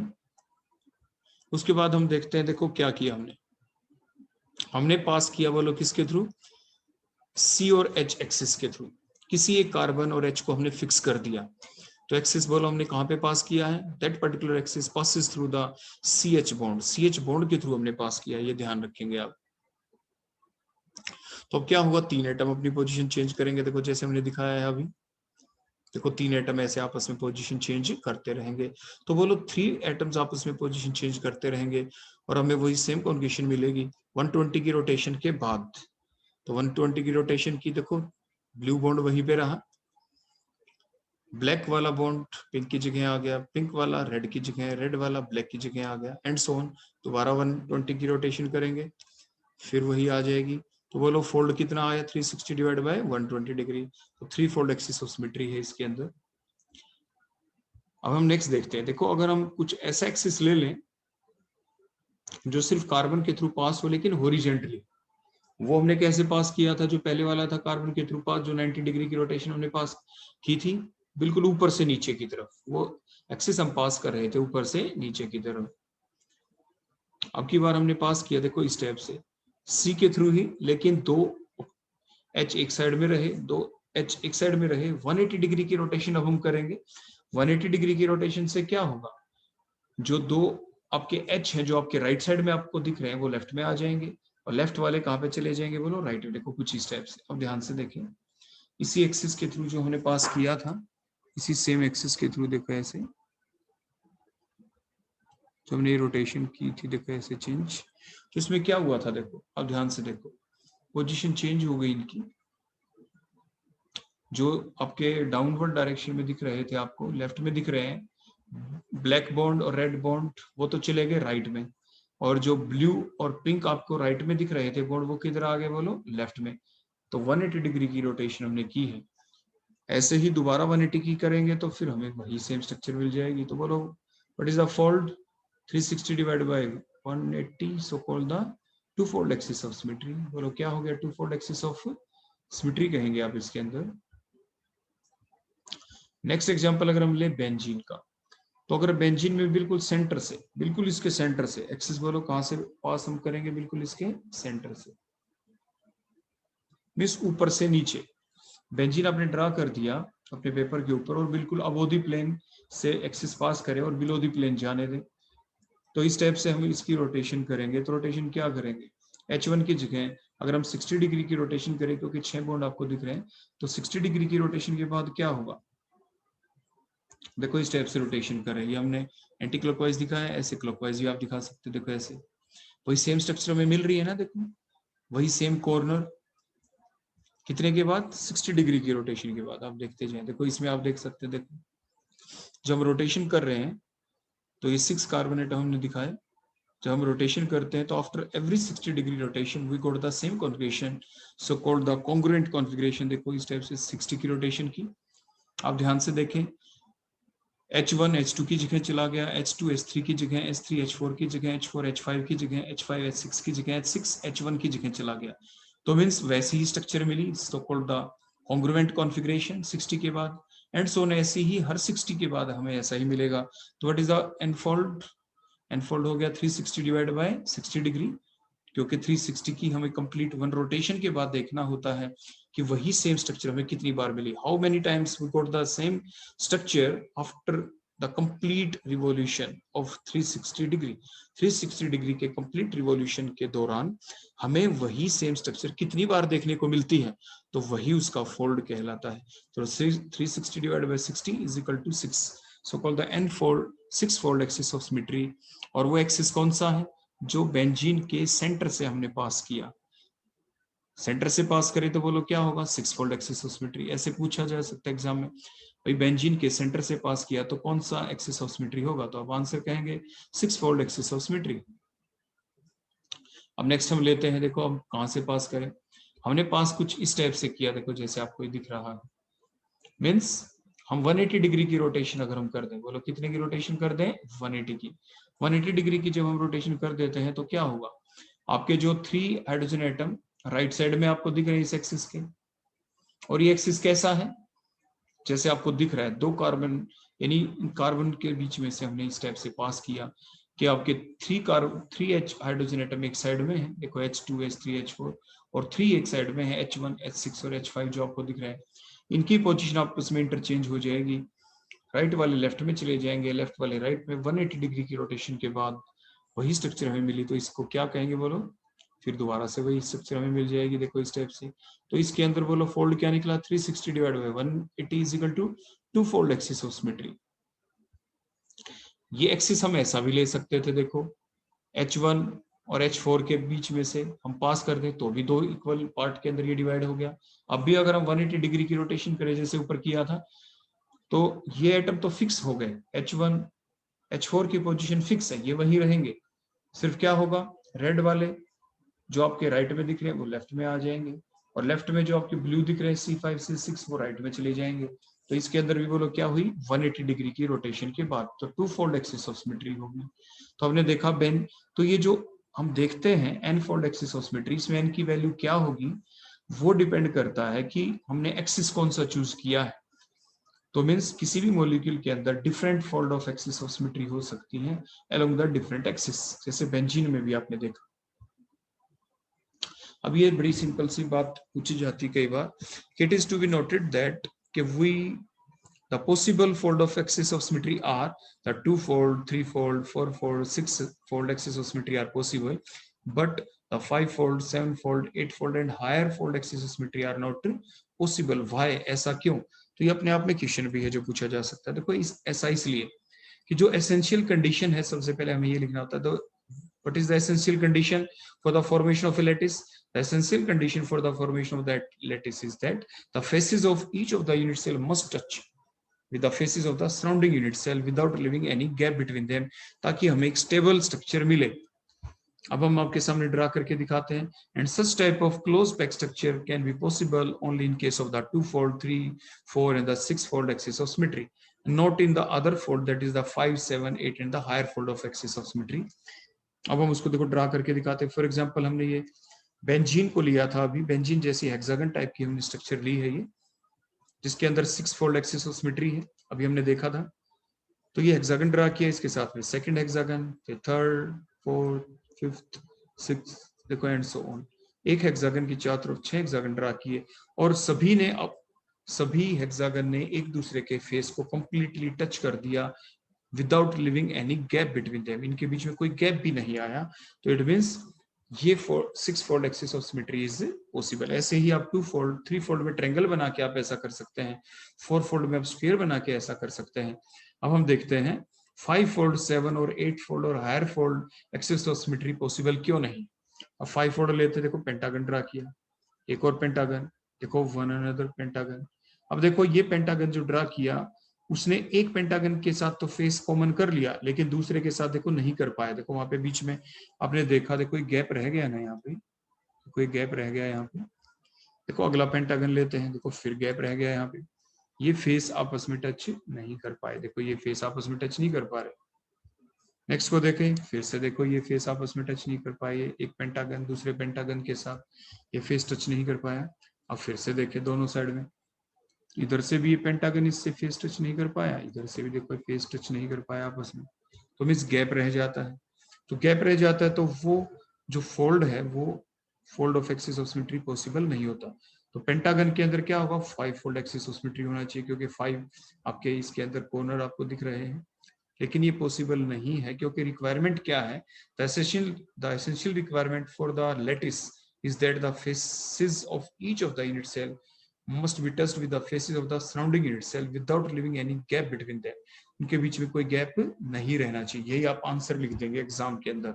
तो ये क्वेश्चन बड़ा इंपॉर्टेंट है, एग्जाम में 2 मार्क्स में काफी बार पूछा जाता है, तो आप इसको अच्छे से याद कर लेंगे। सिर्फ इतनी ही बातें हमें लिखनी पड़ती हैं। नेक्स्ट हम लेते हैं प्लेन ऑफ सिमेट्री। तो what is the plane of symmetry? अभी हमने पीछे बताया था, इसको सिग्मा से रिप्रेजेंट करते हैं, और ये एक ऐसा इमेजिनरी प्लेन होता है which divides the molecule in 2 equal halves in such a way that the one half is the mirror image of the other half, और वो non superimposable mirror image ही बनाते हैं एक दूसरे की। जैसे हमने पीछे एग्जांपल भी लिया था, ये मेसो टार्टेरिक एसिड का एक इमेजिनरी प्लेन है which divides the molecule in 2 equal halves. देखो आधा हिस्सा वही ऊपर है, राइट में OH तो इसमें राइट में OH है, लेफ्ट में H तो लेफ्ट में H है, CH ऊपर है तो CH नीचे है। जैसे मिरर में आप अपने आप को देखते हैं तो आपको कैसा दिखता है, ऐसे ये बीच में ये इमेजिनरी प्लेन है, तो इसको आप मिरर मान के चले, तो ये कैसी इमेज बनाई, non superimposable mirror image, one half is the mirror image of the other half. अब नेक्स्ट हम ये देखना चाहते हैं आपके जो प्लेन है वो कितने टाइप के होते हैं। आपके जो प्लेन होते हैं वो 2 टाइप के होते हैं, हॉरिजॉन्टल प्लेन भी होते हैं, देखो आपको इस डायग्राम के अंदर दिख रहा है, हॉरिजॉन्टल प्लेन भी है, देखो ये हॉरिजॉन्टल प्लेन है, देखो इधर देखो दिख रहे हैं, देखो ये फिर बताते हैं, देखो ये हॉरिजॉन्टल प्लेन जो लेफ्ट टू राइट आपको दिख रहे हैं, और जो ये दूसरे जो प्लेन है देखो ये इस टाइप के, देखो ये आपके कैसे प्लेन है बोलो, वर्टिकल प्लेन। तो इसमें 2 टाइप के प्लेन हम शो कर रहे हैं आपको यहाँ पे, horizontal and the vertical plane. आपके अपवर्ड टू डाउनवर्ड डायरेक्शन वाला, ऊपर से नीचे vertical, left to right horizontal. ये सिंपल सी बातें हमें ध्यान रखनी पड़ती है। वर्टिकल मिरर प्लेन को हम सिग्मा के साथ V लगा देते हैं वर्टिकल, हॉरिजॉन्टल H लगा देते हैं। एक डाइहेड्रल प्लेन भी होता है, अभी हम इन तीनों को देखते हैं। टाइप्स ऑफ मिरर प्लेन, वही चीज देखो जो हमने अभी आपको बताई थी, वर्टिकल मिरर प्लेन, उसके लिए एग्जांपल लेते हैं। सबसे पहले जो हमने पीछे पढ़ा था एक्सिस ऑफ सिमेट्री, उसको पढ़ना जरूरी था डिफरेंट प्लेन्स को समझने से पहले, तो इसलिए हमने पहले एक्सिस ऑफ सिमेट्री को किया था। तो आपको किसी मॉलिक्यूल के अंदर सबसे पहले ये देखना जरूरी है कि उसके अंदर प्राइमरी एक्सिस है या नहीं। प्राइमरी एक्सिस होगा तभी उसके अंदर वर्टिकल मिरर प्लेन भी संभव है। तो आपने देखा ये वाटर की स्ट्रक्चर है, बीच में रेड जो गोल है उसको आप ऑक्सीजन मान लें, और साइड में 2 H है, तो ये पर्टिकुलर एक्सिस है जो प्राइमरी एक्सिस है। तो इस प्राइमरी एक्सिस के थ्रू जो हम रोटेशन करते हैं, तो आपने देखा था C2 एक्सिस ऑफ सिमेट्री थी, तो ये तो एक्सिस है। अब हम बिल्कुल इसी एक्सिस के ऊपर, इसी के पैरेलल अगर हम बीच में एक इमेजिनरी प्लेन ड्रा कर दें, तो वो वाटर मॉलिक्यूल को 2 बराबर हिस्सों में डिवाइड कर देगा। It will symmetrically bisect the molecule through the principal axis, and that called the vertical mirror plane. So the plane which corresponds to the primary axis and symmetrically bisect the molecule is called the vertical plane. अगर हम इसी plane के through, इसी axis के through अगर हम plane मान के और इस मॉलिक्यूल को डिवाइड करें, तो एक साइड में एक H रह जाएगा, दूसरी साइड में एक H रह जाएगा, तो इसके अंदर वर्टिकल मिरर प्लेन है। वर्टिकल मिरर प्लेन 1 भी हो सकते हैं, 2 भी हो सकते हैं, 0 भी हो सकते हैं, किसी कंपाउंड के अंदर वो कितने भी हो सकते हैं, जैसे अभी हमने यहाँ पे ड्रा करके आपको दिखाया। वो डिटेल हम बाद में देखेंगे, फिलहाल हम सिर्फ डेफिनेशन देखते हैं। हॉरिजॉन्टल मिरर प्लेन आप किसे कहते हैं? देखो हॉरिजॉन्टल मिरर प्लेन, ये बात ध्यान रखने की, it is always perpendicular to the primary axis and it symmetrically bisect the molecule, और मॉलिक्यूल को सिमेट्रिकली बाइसेक्ट कर देता है। और ये जो किन मॉलिक्यूल के अंदर ये possibilities possible in all the symmetrically molecule, symmetrically linear और द प्लेनर मॉलिक्यूल। कोई सिमेट्रिकली लीनियर और प्लेनर मॉलिक्यूल है, उनके अंदर हॉरिजॉन्टल मिरर प्लेन होता है, और में नहीं होता। तो जो हॉरिजॉन्टल प्लेन की जो वैल्यू होगी, या तो किसी मॉलिक्यूल में होगा, नहीं होगा तो सिर्फ एक। जबकि हमने वर्टिकल प्लेन के बारे में आपको ऊपर बताया था, वर्टिकल प्लेन किसी मॉलिक्यूल में अगर नहीं है तो 0 है, अगर है तो वो 1 भी हो सकते हैं, 2 भी हो सकते हैं, 3 भी हो सकते हैं, एंड सो ऑन। जबकि हॉरिजॉन्टल प्लेन सिर्फ एक ही होगा, और वो किन में होगा? वो होगा उन मॉलिक्यूल्स के अंदर जो प्लेनर हो, सिमेट्रिकली लीनियर और प्लेनर हो, तो उसके अंदर होगा हॉरिजॉन्टल प्लेन, वो एक ही होगा। और जो नॉन प्लेनर है, अनसिमेट्रिकल मॉलिक्यूल है, उनके अंदर आपका हॉरिजॉन्टल प्लेन नहीं होता है। कोई आपसे पूछे वाटर मॉलिक्यूल, तो ये तो लीनियर मॉलिक्यूल नहीं, ये आपका प्लेनर मॉलिक्यूल भी नहीं है, तो इसलिए इसके अंदर हॉरिजॉन्टल प्लेन नहीं होगा। हम BF3 को देखते हैं। हाँ, इसके अंदर देखो, अगर आप इसको बिल्कुल बीच में से पास करें, एक प्लेन आपके बिल्कुल बीच में से अगर हम पास करें, देखो इस टाइप से प्लेन, देखो इस टाइप से अगर हम पास करते हैं तो इसके बिल्कुल बीच में से अगर हम पास कर दें तो आपका F कट गया बीच में से, ये लाइन बीच में से ऐसे करते हॉरिजॉन्टल प्लेन, हॉरिजॉन्टली। मान लीजिए आप हर एक एटम को बोल मान लेते हैं, स्फीयर मान के चलते हैं, B स्फीयर, F स्फीयर, तीनों F स्फीयर हैं, तो इस टाइप से हॉरिजॉन्टली काटें। मान लीजिए 3 बॉल्स रखी है आपके पेपर के ऊपर, आपकी मेज के ऊपर, आपकी टेबल के ऊपर, बीच में एक बॉल रखी है बोरॉन और 3 बॉल रखी है आपकी फ्लोरीन। तो इस टाइप से हॉरिजॉन्टली काटें, जो मेज है, मेज के पैरेलल, मेज के जो आपकी टेबल है उसके बिल्कुल पैरेलली काटें आप इसको, तो क्या होगा, इस तरह से कट जाएगा कि आधा जो बॉल है सारी आधी आधी कट जाएंगी बीच में से, तीनों F की, तीनों आपके F की और एक बोरॉन की बिल्कुल बीच में से, उसे हॉरिजॉन्टल प्लेन कहते हैं। ऐसा क्यों पॉसिबल हो पाया? Because it is a linear molecule, it is the planar molecule, linear नहीं है, sorry, it is the planar molecule. एक ही प्लेन में है तीनों F एटम। जैसे मेज के ऊपर मैंने बताया, टेबल के ऊपर आपने रखा, तो टेबल के ऊपर B रखा, 120 डिग्री के एंगल के ऊपर आपने 3 F रख दिए, तो it is a planar molecule. Planar molecule में ही ऐसा पॉसिबल है कि आपने एक प्लेन लिया और उसको इस तरह से आप काट दें।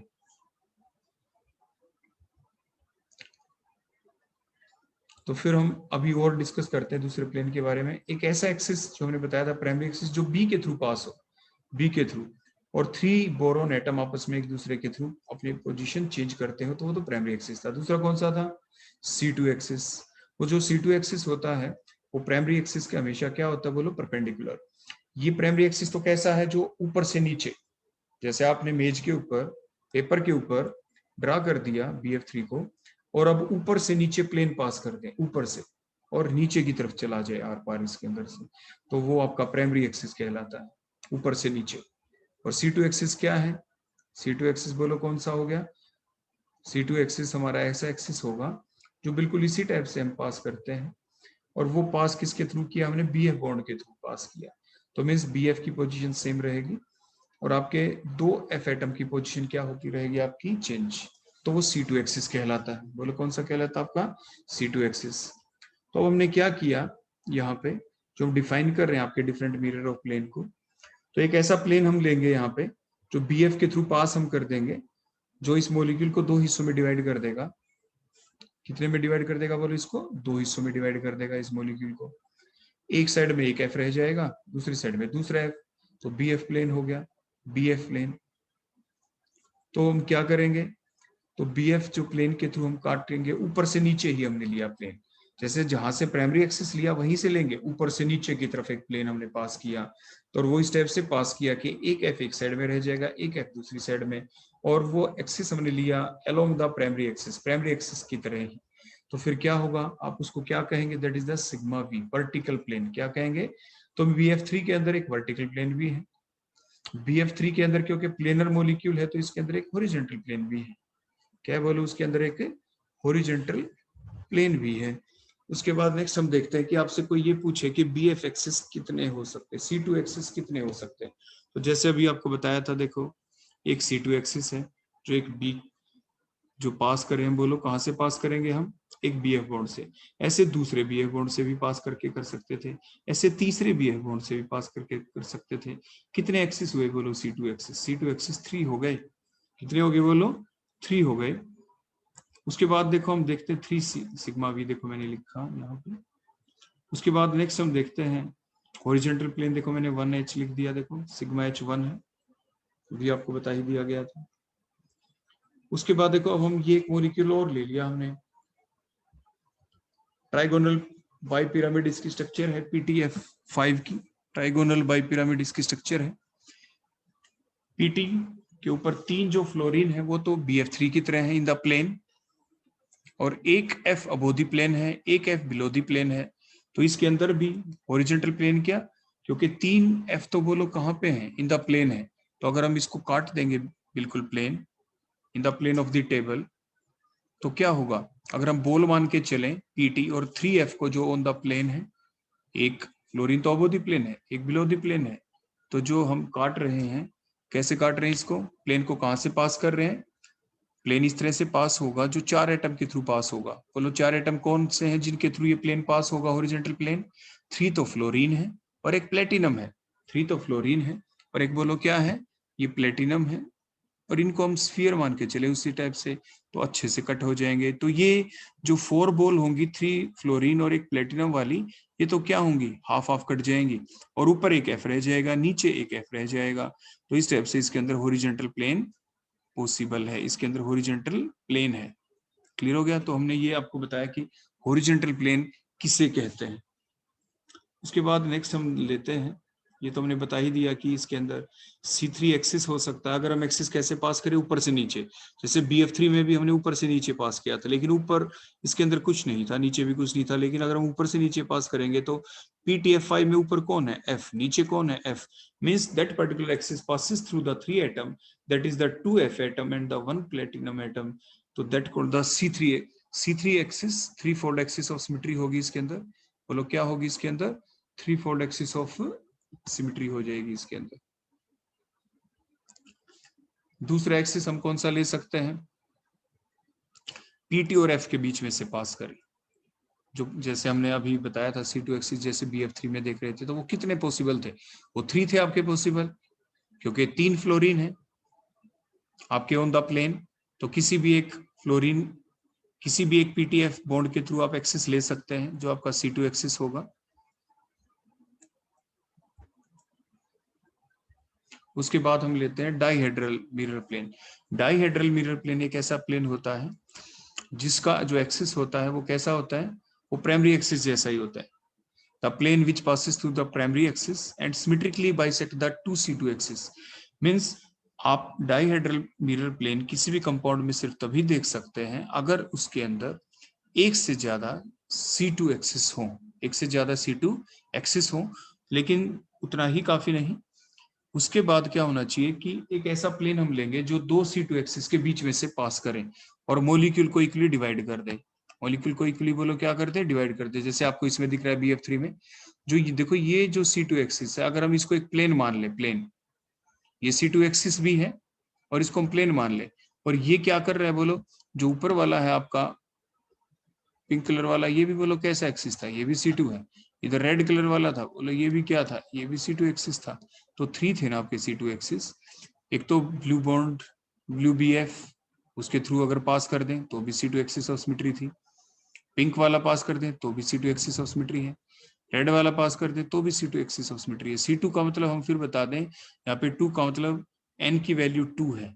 n की वैल्यू 2 का मतलब अगर हम एक BF बॉन्ड को अगर हम फिक्स कर देते हैं तो 180 के बाद वही स्ट्रक्चर, 180 के बाद दोबारा से हमें वही स्ट्रक्चर मिल जाती है, तो 2 बार हमें वही स्ट्रक्चर मिलती है C2 आपकी fold of axis of symmetry के अंदर।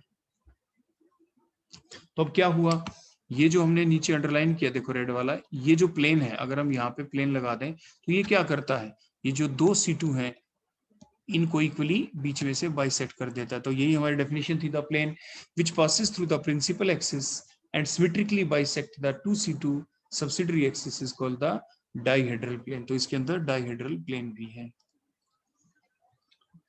और जिस वक्त किसी मॉलिक्यूल के अंदर आपके वर्टिकल प्लेन भी हो, क्योंकि दोनों ही प्राइमरी एक्सिस के थ्रू ही पास होते हैं, लेकिन ये जरूरी नहीं होता कि हर मॉलिक्यूल के अंदर जिसके अंदर वर्टिकल मिरर प्लेन है उसके अंदर डाइहेड्रल प्लेन भी हो। लेकिन अगर वर्टिकल प्लेन के साथ डाइहेड्रल प्लेन भी है तो उस वक्त हम जो मॉलिक्यूल है, कोई आपसे पूछे कि इसके अंदर कौन सा प्लेन है, तो आप कहेंगे उसके अंदर डाइहेड्रल प्लेन, क्योंकि उस वक्त हम सिग्मा V को सिग्मा D ही कहते हैं। उसको हम क्या कहते हैं बोलो, सिग्मा D ही कहते हैं, क्योंकि दोनों का एक्सिस क्या होता है, बिल्कुल सेम होता है। ये कन्वेंशन है, ये हिदायत है, ये हमें याद रखनी ही पड़ती है। नेक्स्ट एग्जांपल लेते हैं। देखो हमने बताया था बेंजीन, अगर बेंजीन के सेंटर के थ्रू अगर हम पास कर दें, बेंजीन के सेंटर के थ्रू, तो आपने क्या देखा, इसके अंदर क्या थी, C6 एक्सिस ऑफ सिमेट्री है। अब अगर उसी टाइप से देखो, बेंजीन एक प्लेनर मॉलिक्यूल है, हम आपको बता दें बेंजीन कैसा मॉलिक्यूल है, एक प्लेनर मॉलिक्यूल है। अगर बेंजीन को अब प्लेन ऑफ पेपर के ऊपर ड्रा कर देते हैं, 6 कार्बन 6H और हर एटम को अगर हम बॉल मान के चलें, स्फीयर मान के चलें, और फिर हम हॉरिजेंटली उसको काट दें, तो उसके अंदर क्या होगा, वो इक्वली दो हिस्सों में आपका पूरा मॉलिक्यूल कट जाता है, तो उसे कहते हैं it means it has the horizontal mirror plane. इसके अंदर कंपाउंड के अंदर हॉरिजेंटल मिरर प्लेन है। क्यों है बोलो हॉरिजेंटल मिरर प्लेन? क्योंकि ये मॉलिक्यूल की कंडीशन हमने बताई थी कि मॉलिक्यूल लीनियर हो या प्लेनर हो, सिमेट्रिकल लीनियर हो, सिमेट्रिकली प्लेनर हो, तभी उसके अंदर हॉरिजेंटल मिरर प्लेन पॉसिबल है। जैसे अभी हमने बताया इसके अंदर 6 फोल्ड एक्सिस ऑफ सिमेट्री है, वो तो हमने देख ही लिया था। नेक्स्ट हम देखते हैं सेकेंडरी एक्सिस कहाँ से पास करें। देखो स्टेप से पास कर सकते हैं, ये सेकेंडरी एक्सिस है। अगर बेंजीन मॉलिक्यूल के बिल्कुल सेंटर से पास किया था तो 6 फोल्ड एक्सिस ऑफ सिमेट्री थी।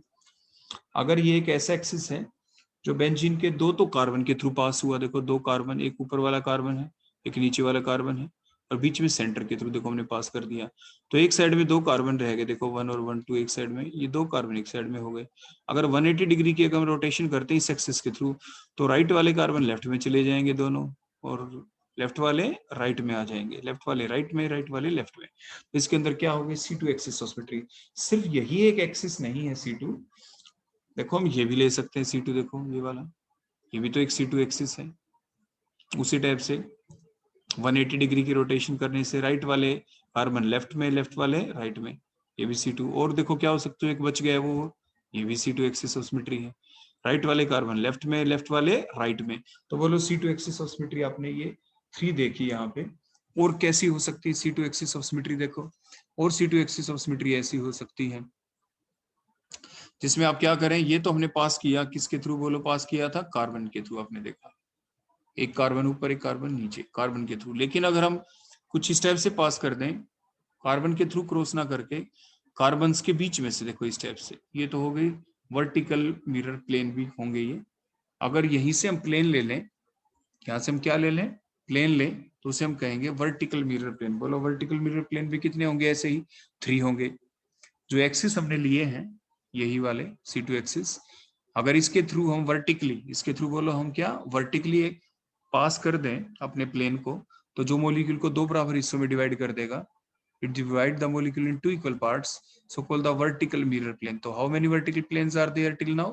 देयर आर 3 वर्टिकल प्लेन्स, जो हमने ब्लू डॉट लाइन से रिप्रेजेंट किए। लेकिन उसके बाद भी देखो, अगर हम इस टाइप से जो रेड डॉटेड लाइन से हमने शो किया, ये भी आपका C2 एक्सिस होगा, कि अगर इस एक्सिस के थ्रू हम पास कर दे 180 डिग्री के ऊपर, तो ये मॉलिक्यूल को 2 ही बराबर हिस्सों में डिवाइड कर देता है। लेकिन साथ के साथ एक बात नोट करने की क्या है, जो ब्लू डॉटेड लाइन से हमने दिखाई थी वो क्या थी, आपके C2 एक्सिस। और ये एक ऐसा एक्सिस है, ये भी मॉलिक्यूल को सिमेट्रिकली बाइसेक्ट कर रहा है, और साथ के साथ ये 2 C2 एक्सिस को भी आपस में सिमेट्रिकली बाइसेक्ट कर रहे थे। यही तो डेफिनेशन थी डाइहेड्रल मिरर प्लेन की, the plane which passes through the primary axis and symmetrically bisect the 2C2 subsidiary axis. 2 C2 axis को भी ये बाइसेक्ट कर रहा है। ब्लू कलर वाले कौन है बोलो, C2 एक्सिस। और ये रेड कलर वाला क्या है, ये एक एक्सिस आपका, ये भी C2 एक्सिस है। लेकिन ये एक ऐसा एक्सिस है जो पहले हमने जो C2 एक्सिस दिखाए थे उसको सिमेट्रिकली बाइसेक्ट कर रहा है। So it is the dihedral mirror plane. तो ये एक डाइहेड्रल मिरर प्लेन होगा अगर इस एक्सिस के थ्रू अगर हम प्लेन करते हैं, तो ये मॉलिक्यूल को 2 बराबर हिस्सों में बांटेगा। दो C2 एक्सिस को भी इक्वली बाइसेक्ट कर देगा, सिमेट्रिकली बाइसेक्ट कर देगा। सो that is the sigma D लिखा हमने डाइहेड्रल प्लेन। ऐसे डाइहेड्रल प्लेन और भी है, देखो अगर हम ये ले ले रेड लाइन से, देखो रेड डॉटेड लाइन से हमने शो किया, ये भी एक C2 एक्सिस है। लेकिन ये भी देखो जो ब्लू वाले 2 C2 एक्सिस थे उनको इक्वली क्या कर रहा है, symmetrically bisect. So it is also the dihedral plane. देखो एक और हमने दिखाया, तो ये भी आपका डाइहेड्रल प्लेन हो गया। तो बोलो ये डाइहेड्रल प्लेन हुए आपके। तो डाइहेड्रल प्लेन कौन होता है, the plane which passes through the principal axis and symmetrically bisect the 2C2 subsidiary axis is called the dihedral plane. इसे हम डाइहेड्रल प्लेन कह देते हैं। उसके बाद जैसे हमने आपको पहले ही बताया था हॉरिजॉन्टल प्लेन, देखो हमने डॉटेड लाइन से जो शो किया है, मतलब हॉरिजॉन्टली हम इस मॉलिक्यूल को बाइसेक्ट करते हैं। तो हाफ, जो हर एटम को अगर हम स्फीयर मान के चले तो हाफ स्फीयर ऊपर रह जाएगा, हाफ स्फीयर नीचे, तो इक्वली बाइसेक्ट आपका मॉलिक्यूल हो जाएगा, because the benzene is a planar molecule. बोलो कैसा मॉलिक्यूल है, लीनियर नहीं है, ये प्लेनर मॉलिक्यूल है। तो मॉलिक्यूल लीनियर हो, सिमेट्रिकली लीनियर हो या प्लेनर हो, तो उसके अंदर आपके हॉरिजॉन्टल मिरर प्लेन होता ही है। तो आपने बेंजीन को देखा, बेंजीन के अंदर वर्टिकल मिरर प्लेन भी है, इसमें हॉरिजॉन्टल मिरर प्लेन भी है, इसमें डाइहेड्रल मिरर प्लेन भी है। लेकिन अगर डाइहेड्रल मिरर प्लेन आ जाता है तो उस वक्त उन वर्टिकल प्लेन्स को हम सिग्मा डी ही कहते हैं, सिग्मा वी वालों को भी सिग्मा डी ही कहते हैं। ये बात आपको हमेशा ध्यान रखनी है, इट इज द कन्वेंशन। तो ये हॉरिजॉन्टल प्लेन हो गया। नेक्स्ट हम देखते हैं सेंटर ऑफ सिमेट्री को। ये हमने पहले ही देखा था, a molecule will have the centre of symmetry if the diagonal line passes through the center of the molecule contain the similar group at their end। या हम ये कह सकते हैं, if the two lines are drawn from the center of the molecule in the opposite direction at 180-degree angle to the same distance, they meet with the similar group, it means the molecule will have the center of symmetry। तो उस molecule के अंदर बोलो क्या center of symmetry है। जैसे tartaric acid के अंदर प्लेन ऑफ सिमेट्री तो है ही। अब हमने देखो ये पहले ही हम आपको सिखा चुके, इसलिए जल्दी से ड्रा हमने कर दिया। अब इसमें देखें जो बीच में ये सेंटर पॉइंट है, यहाँ से हमने दो लाइन ड्रा की in opposite direction at an angle of 180 degree and they meet at the same distance with the same group, it means it is the centre of symmetry. ऐसे H को भी देखें, इक्वल डिस्टेंस के ऊपर present है, वो H को भी देखें उस पर्टिकुलर पॉइंट से इक्वल डिस्टेंस के ऊपर प्रेजेंट है, तो इस मॉलिक्यूल के अंदर आपकी सेंटर ऑफ सिमेट्री प्रेजेंट है। नेक्स्ट देखो ये एग्जांपल देखो, इसके अंदर भी आपको क्या दिखाई दे रहा है कि जो सेंटर पॉइंट है आपका इस मॉलिक्यूल का, देखो ये सेंटर पॉइंट बीच में, यहां से हमने 180 डिग्री के ऊपर दो लाइन ड्रा करते हैं टू द सेम डिस्टेंस। देखो ऊपर की तरफ आप जाते हैं CH की तरफ, और इधर नीचे CH की तरफ देखो 180 डिग्री के ऊपर, to the same distance the CH group is present. ऐसे टू द सेम डिस्टेंस देखो इधर अब देखें CH3 group is present and so on. It means इस मॉलिक्यूल के अंदर बोलो क्या है, सेंटर ऑफ सिमेट्री है। नेक्स्ट हम देखते हैं, जैसे s ऑर्बिटल के बारे में आपने पढ़ा है, तो जो s ऑर्बिटल होता है उसके अंदर बोलो क्या है, s ऑर्बिटल के अंदर आपके जो बीच में सेंटर पॉइंट हमने दिखाया, इससे आप चाहे राइट में चलें चाहे लेफ्ट में चलें, आपके सेम केमिकल इन्वायरमेंट मिलेगा, सेम इलेक्ट्रॉनिक इन्वायरमेंट मिलेगा, तो इट मींस इसके अंदर सेंटर ऑफ सिमेट्री है। इन्हें गैरेड ऑर्बिटल्स कहते हैं, आपको पहले ही पढ़ाया जा चुका होता है, या आप फिलहाल याद करेंगे, इसे गैरेड कहते हैं। तो वो ऑर्बिटल जिनके अंदर सेंटर ऑफ सिमेट्री होती है उन्हें गैरेड कहा जाता है, G से रिप्रेजेंट करते हैं। और इसमें देखिए जो सेंटर है आपका P का, देखो बीच में सेंटर पॉइंट ले लें, इस सेंटर पॉइंट से अगर हम राइट में चलते हैं लेफ्ट में चलते हैं तो क्या हमें सेम साइन के लोब्स मिलते हैं? नो। तो इसके अंदर सेंटर ऑफ सिमेट्री नहीं है, तो इन्हें अनगैरेड कहते हैं। तो इसके अंदर सेंटर ऑफ सिमेट्री, हम बात करें सेंटर ऑफ सिमेट्री की या इन्वर्जन ऑफ सिमेट्री की। इसमें देखिए आपके डी ऑर्बिटल की शेप है आपकी, इसके अंदर आप सेंटर पॉइंट से अप राइट या लेफ्ट में चले देखो इस टाइप से, तो पॉजिटिव लॉ मिलते हैं, अपवर्ड डाउनवर्ड डायरेक्शन में चले तो देखो नेगेटिव लॉ मिलते हैं। तो इसके अंदर सेंटर ऑफ सिमेट्री है, इन्हें गैरेड कहते हैं। तो वो ऑर्बिटल जिनके अंदर सेंटर ऑफ सिमेट्री होती है उन्हें गैरेड कहा जाता है, और जिनके अंदर आपके सेंटर ऑफ सिमेट्री नहीं होती उन्हें अनगैरेड कहते हैं। तो सेंटर ऑफ सिमेट्री को हम सेंटर ऑफ इन्वर्जन भी कहते हैं। बोलो ऐसा क्यों? बिकॉज द क्रिस्टल और a molecule is inverted through the centre of symmetry, then it will give the equivalent configuration. तो हमें वैसी ही कॉन्फिगरेशन मिलती है। मींस सेंट्रल पॉइंट से अगर हम इन दो ग्रुप की पोजीशन चेंज कर दें आपस में, देखो CH3 को इसकी जगह पहुंचा दें एंड सुन आपस में हम इनको इंटरचेंज कर सकते हैं, ऐसे CH को आपस में इंटरचेंज कर सकते हैं, तो we got the equivalent configuration. Next हमारा आ जाता है n fold rotation reflection axis of symmetry. तो इसके अंदर हमें दो ऑपरेशन करने होंगे, हमने पहले ही बताया था, क्योंकि इम्प्रॉपर एक्सिस ऑफ सिमेट्री है। तो मॉलिक्यूल, अगर हम फिर मॉलिक्यूल के अंदर क्या करें बोलो, रोटेट करें, 360 डिग्री की रोटेशन हमें करनी है कंप्लीट। लेकिन बीच में कितने एंगल के ऊपर हमने रोटेशन की? 90 पे, 60 पे, 120 पे। रोटेशन करने के बाद फिर हमने क्या क्या किया? उसके बाद उस मॉलिक्यूल के जो जिस एक्सिस के थ्रू हमने रोटेशन की थी उसके परपेंडिकुलर हमने क्या की? उसकी रिफ्लेक्शन देखी, और रिफ्लेक्शन के बाद जो मॉलिक्यूल हमें मिलता है वो बिल्कुल वैसा ही है जैसा हमारा ओरिजिनल मॉलिक्यूल था, या वो एनएंशियोमॉर्फ भी हो सकता है, वो कॉन्ग्रुएंट कॉन्फिगरेशन भी हो सकती है। तो आप उसे कहते हैं n fold rotation reflection of symmetry. इसे molecule will have the n fold rotation reflection of symmetry, the molecule gives the an enantiomorph या congruent molecules or the identical molecules on one complete rotation followed by the reflection at an angle of 90 degree. then the molecule will have the n-fold rotation reflection of symmetry. इसको SN से represent किया जाता है। जैसे हमने example लिया, देखो ये। इसके बाद हमने देखो क्या किया, इस एक्सिस के थ्रू हमने 90 डिग्री की मान लीजिए रोटेशन, सिर्फ 90 डिग्री की, तो उससे क्या हुआ, देखो आपके जो दिखा रखे थे, ये जो राइट साइड में आपको नीचे दिख रहा है CH3 और H, देखो ब्लैक, ये कहाँ पे आ गया 90 डिग्री की रोटेशन की, रेड की जगह, और रेड वाला ब्लू की जगह, ब्लू वाला पिंक की जगह, और पिंक वाला कहाँ पे आ गया, ब्लैक की जगह आ गया। 90 डिग्री की हमने रोटेशन की। उसके बाद अब हमने क्या किया, जो मॉलिक्यूल है, क्योंकि हमने रोटेशन कैसे की, ऊपर से नीचे, देखो ऊपर से नीचे through the centre of the molecule 90 degree की रोटेशन। उसके बाद हमने क्या किया, इसको रिफ्लेक्शन देखेंगे at an degree of 90 degree. देखो 90 डिग्री के ऊपर इसकी हमने क्या देखी, बोलो, रिफ्लेक्शन बीच में से। रिफ्लेक्शन के बाद देखो चीज हमें कुछ ऐसे मिली, रिफ्लेक्शन 90 डिग्री के ऊपर हमने की, तो बोलो क्या हुआ, हमने रिफ्लेक्शन देखी at an angle of 90 degree, तो क्या हुआ, बोलो रिफ्लेक्शन जब हम देखते हैं इसमें, देखो जो ब्लू वाले थे वो तो देखो नीचे आ गया, रेड वाला नीचे आ गया, और जो आपका ब्लैक था वो कहाँ पे चला गया, देखो रेड की जगह, पिंक वाला कहाँ पे चला गया, देखो ब्लू की जगह।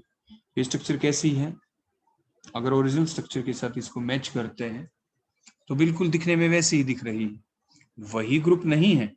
अब ध्यान से देखिए, ये वही ग्रुप नहीं है, लेकिन ये स्ट्रक्चर वैसी ही है, तो मींस ये कॉन्ग्रुएंट स्ट्रक्चर है। तो इट मींस इस मॉलिक्यूल के अंदर क्या हुई, n फोल्ड क्या हो गया, बोलो यहाँ पे 90 है, तो 360 divide bye 90 call the 4 fold rotation reflection axis of symmetry. तो इस मॉलिक्यूल के अंदर बोलो क्या है, 4 fold rotation reflection axis of symmetry है। हमें कंपेयर किसको करना होता है, पहले वाले मॉलिक्यूल के साथ इसको देखना होता है। इसके बाद नेक्स्ट हमारा लास्ट लॉ आ जाता है, जिसे कहते हैं हुइज लॉ ऑफ रैशनल इंडिसेस। तो हुइज लॉ ऑफ रैशनल जो इंडिसेस है, इसके कुछ बेसिक पोस्टुलेट हैं, कुछ पॉइंट हैं, लेकिन उससे पहले हम अपने 3 एक्सिस को तो ड्रा करते हैं, क्योंकि यही पॉइंट हमें लिखने होते हैं। हमारे बोलो एक्सिस कितने होते हैं, total 3, X Y and Z axis. तीनों एक्सिस के ऊपर हमने कोई इंटरसेप्ट लिया, एक्स एक्सिस के अलोंग ए, इंटरसेप्ट वाई के अलोंग बी, और जेड के अलोंग सी। अगर ये 1A 1B 1C हो तो इन्हें यूनिट प्लेन कह देते हैं, अदरवाइज वो वैल्यू फ्रैक्शनल में भी हो सकती है और आपकी सिंपल इंटीग्रल वैल्यू भी हो सकती है। तो ये बातें अगर हम लिख दे तो आपके हुइज लॉ ऑफ रैशनल इंडिसेस बनेंगे अभी कुछ और पॉइंटों के साथ। तो देखो क्या हुआ, इट स्टेट्स दैट, पहला point, the intercept made by any plane of the face of the crystal on the crystallographic axis, जो 3 एक्सिस हैं आपके, वो क्या होंगे, इधर the same as that of the unit plane. जो इंटरसेप्ट की वैल्यू होंगी, डिफरेंट जो क्रिस्टल्स होंगे, क्योंकि क्रिस्टल हमने पढ़ा था सीटोम हर्ट, वो कोई भी हो सकता है, क्यूबिक की फॉर्म में भी हो सकता है, टेट्रागोनल, ऑर्थोरोम्बिक, मोनोक्लिनिक, सीटोम हो गया हर्ट, HRT, हेक्सागोनल, R से रोम्बोहेड्रल, T से ट्राइक्लिनिक, वो कोई भी हो सकता है। तो 3 जो हमारे एक्सिस हैं एक्स वाई जेड, उनके अलोंग जो इंटरसेप्ट की वैल्यू होगी वो या तो यूनिट प्लेन जितनी होगी, मींस 1A 1B और 1C, that is the first point. और क्या हो सकते हैं, और the simple whole number multiple of the unit plane, simple whole number multiple भी हो सकता है, जैसे 1A 1B 1C या 1A 2B 3C and so on, या उसका फ्रैक्शन में भी हो सकता है, वो जरूरी नहीं। या ऐसा भी हो सकता है कि 1 और द 2 इंटरसेप्ट में B infinity if the plane or the face is parallel to one of the 2 axes। ऐसा भी तो हो सकता है कि जो 3 एक्सिस हैं एक्स वाई और जेड, इसमें कोई एक प्लेन ऐसा हो जो बिल्कुल पैरेलल चलता हो, जो कैसे हो, बिल्कुल पैरेलल हो, जो फेस है बिल्कुल क्या उसके पैरेलल हो। आगे हम न्यूमेरिकल के थ्रू और अच्छे से समझ पाएंगे इस चीज को। कोई आपसे पूछे कि बताओ इंटरसेप्ट की वैल्यू, क्या आप ऐसा कह सकते हैं, इंटरसेप्ट की वैल्यू 1A 1B और infinite C, infinite C means along the C axis, वो कहां पे जा रही है, बोलो line up to the infinity. ऐसा भी हो सकता है 1A B infinity C infinity, ऐसा भी तो हो सकता है। तो यही हमने लिखा था कि जो 1 या 2 इंटरसेप्ट में बी इंफिनिटी, एक इंटरसेप्ट वो कोई भी हो सकता है along the x axis, Y axis और द जेड एक्सिस, किन्हीं भी एक प्लेन के थ्रू या दो प्लेन के ऊपर आपके दो या एक इंटरसेप्ट आपके में बी इन्फिनिटी, वो इन्फिनिटी हो सकते हैं। और वो कब हो सकते हैं? द प्लेन और the face is parallel to one और द टू एक्सिस। अगर एक एक्सिस के थ्रू प्लेन, एक एक्सिस के थ्रू जो फेस है वो पैरेलल है तो वन इंटरसेप्ट इन्फिनिटी तक होगा। अगर दो फेस पैरेलल हैं along द टू एक्सिस, क्योंकि वो काटेंगे नहीं प्लेन को किसी भी पॉइंट के ऊपर, जैसे हमने एक्स एक्सिस के ऊपर ए पॉइंट के ऊपर कट करते हुए दिखाया, वाई एक्सिस के ऊपर बी के ऊपर कट करते हुए दिखाया, जेड एक्सिस के ऊपर सी के ऊपर कट करते हुए, वो कट ही नहीं करेंगे अगर वो पैरेलल हैं तो। Two parallel line never meet, two parallel line can never meet at any of the point. किसी भी पॉइंट के ऊपर दो पैरेलल लाइन आपस में एक दूसरे को इंटरसेक्ट नहीं करती। ये बेसिक फैक्ट है आपके मैथमेटिक्स का। तो ये एग्जाम में आता है कई बार कि right A note on the Hauy's law of rational indices. तो इस टाइप से आपको ये पॉइंट लिख देने होते हैं। नेक्स्ट आता है आइडेंटिफिकेशन और the designation of a crystal plane and the faces. तो ये तो हमने बेसिक लिखा। तो जो crystal plane and the faces of the unit cell can be identified as, वो दो तरीके से हम आइडेंटिफाई कर सकते हैं, इधर इन the form of the Weiss indices और द मिलर इंडिसेस। तो सबसे पहले हम विस इंडिसेस को देखते हैं वो क्या है। वो वैसे तो हम पहले ही आपको बता चुके हैं, जो ये इंटरसेप्ट होते हैं, द कोफिशिएंट और the number of the intercept. जैसे ए के अलोंग इंटरसेप्ट की वैल्यू क्या है, 1a है या 1/2a है या 2a है या 3a है। तो जो ये कोफिशिएंट है ए का या जो नंबर है इंटरसेप्ट का, which are used to represent a face, are called the Weiss indices. इसे विस इंडिसेस कहा जाता है। फॉर एग्जांपल एक्स एक्सिस के अलोंग जो वैल्यू है आपकी इंटरसेप्ट की वो na है, वाई एक्सिस के अलोंग वो n डैश b है, जेड एक्सिस के अलोंग वो n"c है। तो ये जो यहाँ पे आपने देखा n डैश n", जो ये इंटरसेप्ट के जो कोफिशिएंट है, इन्हें आप क्या कहते हैं? दे आर दी विस इंडिसेस। इन्हें क्या कहते हैं बोलो? विस इंडिसेस कहते हैं। और जो अननोन पैरामीटर होते हैं अलोंग द क्रिस्टलोग्राफिक एक्सिस, जो हमें पता ही ना हो, जो इंटरसेप्ट होते हैं of the face will be the H, के और एल। उनको एच, के और एल से रिप्रेजेंट करते हैं। जब हमें पता ही नहीं हो कि वो 1a है या 2a है क्या है, तो हम क्या लिख देते हैं उसकी जगह, जो पता ही ना हो तो एच के एल, ए बी सी की जगह h k l. Now what are the Miller indices? Miller indices हमें मिलते कैसे हैं? The reciprocal of the coefficient of the intercept. हम क्या करते हैं, जो भी ये कोफिशिएंट है विस इंडिसेस के, उनका हम क्या ले लें? रेसिप्रोकल ले लें और फिर उनको एक्सप्रेस कर दें by taking an LCM in the form of the integral value. तो then thus obtained value called the Miller indices, और उनको हम small bracket के अंदर लिखते हैं। तो what are the Miller indices? The reciprocal of the coefficient of the intercept या the reciprocal of the Wiss indices expressed as integer, और उनको integer की फॉर्म में ही एक्सप्रेस करना है, वो फ्रैक्शन में नहीं होंगे, are called the Miller indices। देखो उसके लिए क्या किया जाता है कि the ratio of the intercept of the unit plane to that of the given plane expressed as integer are called the Miller indices। देखो जैसे मान लीजिए जो इंटरसेप्ट है ऑफ ए यूनिट प्लेन, तो उनको हम क्या कहते हैं? 1a, 1b और 1c। और intercept of the given plane क्या है? मैंने बताया ना 1a, 1b, 1c की वजह 2a, 3b, 4c कुछ भी हो सकता है। उनको रिप्रेजेंट किया na, n-b, n"c से। अब हम किसको किससे डिवाइड करें? जो यूनिट प्लेन है, मिलर इंडिसेस को कैसे रिप्रेजेंट करेंगे? अब हमने क्या किया? a डिवाइडेड बाय क्या कर दिया? na, b डिवाइडेड बाय क्या कर दिया? n-b, c डिवाइडेड बाय क्या कर दिया? n"c। c से c कट जाएगा, या सिंपली इसीलिए तो हम कह सकते थे the reciprocal of the coefficient ले लो, सिर्फ कोफिशिएंट ही तो बच गए। 1/n is to 1/n' is to 1/n"। लेकिन ये तो फ्रैक्शन में है, तो अब हम इसका क्या लेते हैं? क्योंकि एक्सप्रेस हमें किस में करने हैं? ये in the form of the integer. ये तो हमने डेफिनेशन लिखी थी, the reciprocal of the coefficient of the intercept expressed as integer by taking the LCM। by taking the बोलो क्या? LCM। तो पहले रेसिप्रोकल ले लो, फिर LCM ले लो। तो 1/n, 1/n', 1/n"' का हम क्या ले लेंगे बोलो? LCM।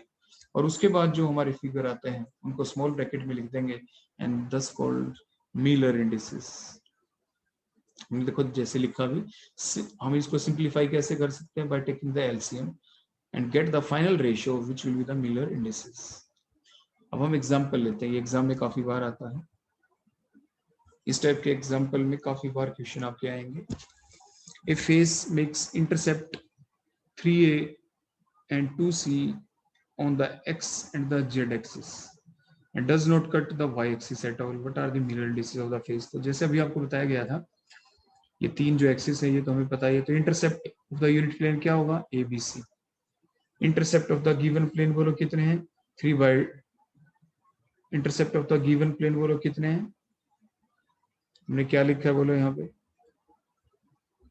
उनको आप करेक्ट कर लें। Intercept of the given plane है हमारे 3a, ये 3/2 नहीं है, इसको आप करेक्ट कर लेंगे, 3a। और b कहाँ पे है बोलो, y एक्सिस के along up to the infinity, तो इनफाइनाइट b, ये बिल्कुल ठीक है। और c के अलोंग बोलो क्या है, 2c, ये 2c आएगा, ठीक हो गया। तो intercept of the given plane are 3a, इनफाइनाइट b एंड द 2c।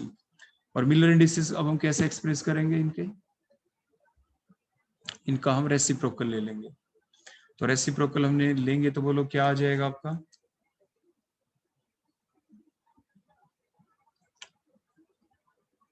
देखो हर जगह हमारे ये प्रिंटिंग मिस्टेक हुई है, तो इसलिए हम ऐसा करते हैं कि हम इसको यही मान के चलते, जो हमने वैल्यू लिखी है ऊपर जो हमने क्वेश्चन, उसी के अंदर हम चेंज कर देते ताकि हमें ज्यादा कटिंग ना करनी पड़े। 3/2a ले लेते हैं और c को क्या ले लेते हैं, 2/3c हम ले लेते हैं, अब हमारा ठीक हो जाएगा। तो intercept of the given plane are 3/2a along the y-axis infinite b, along the y-axis infinite b हो गया, along the z-axis बोलो क्या है, 2/3c।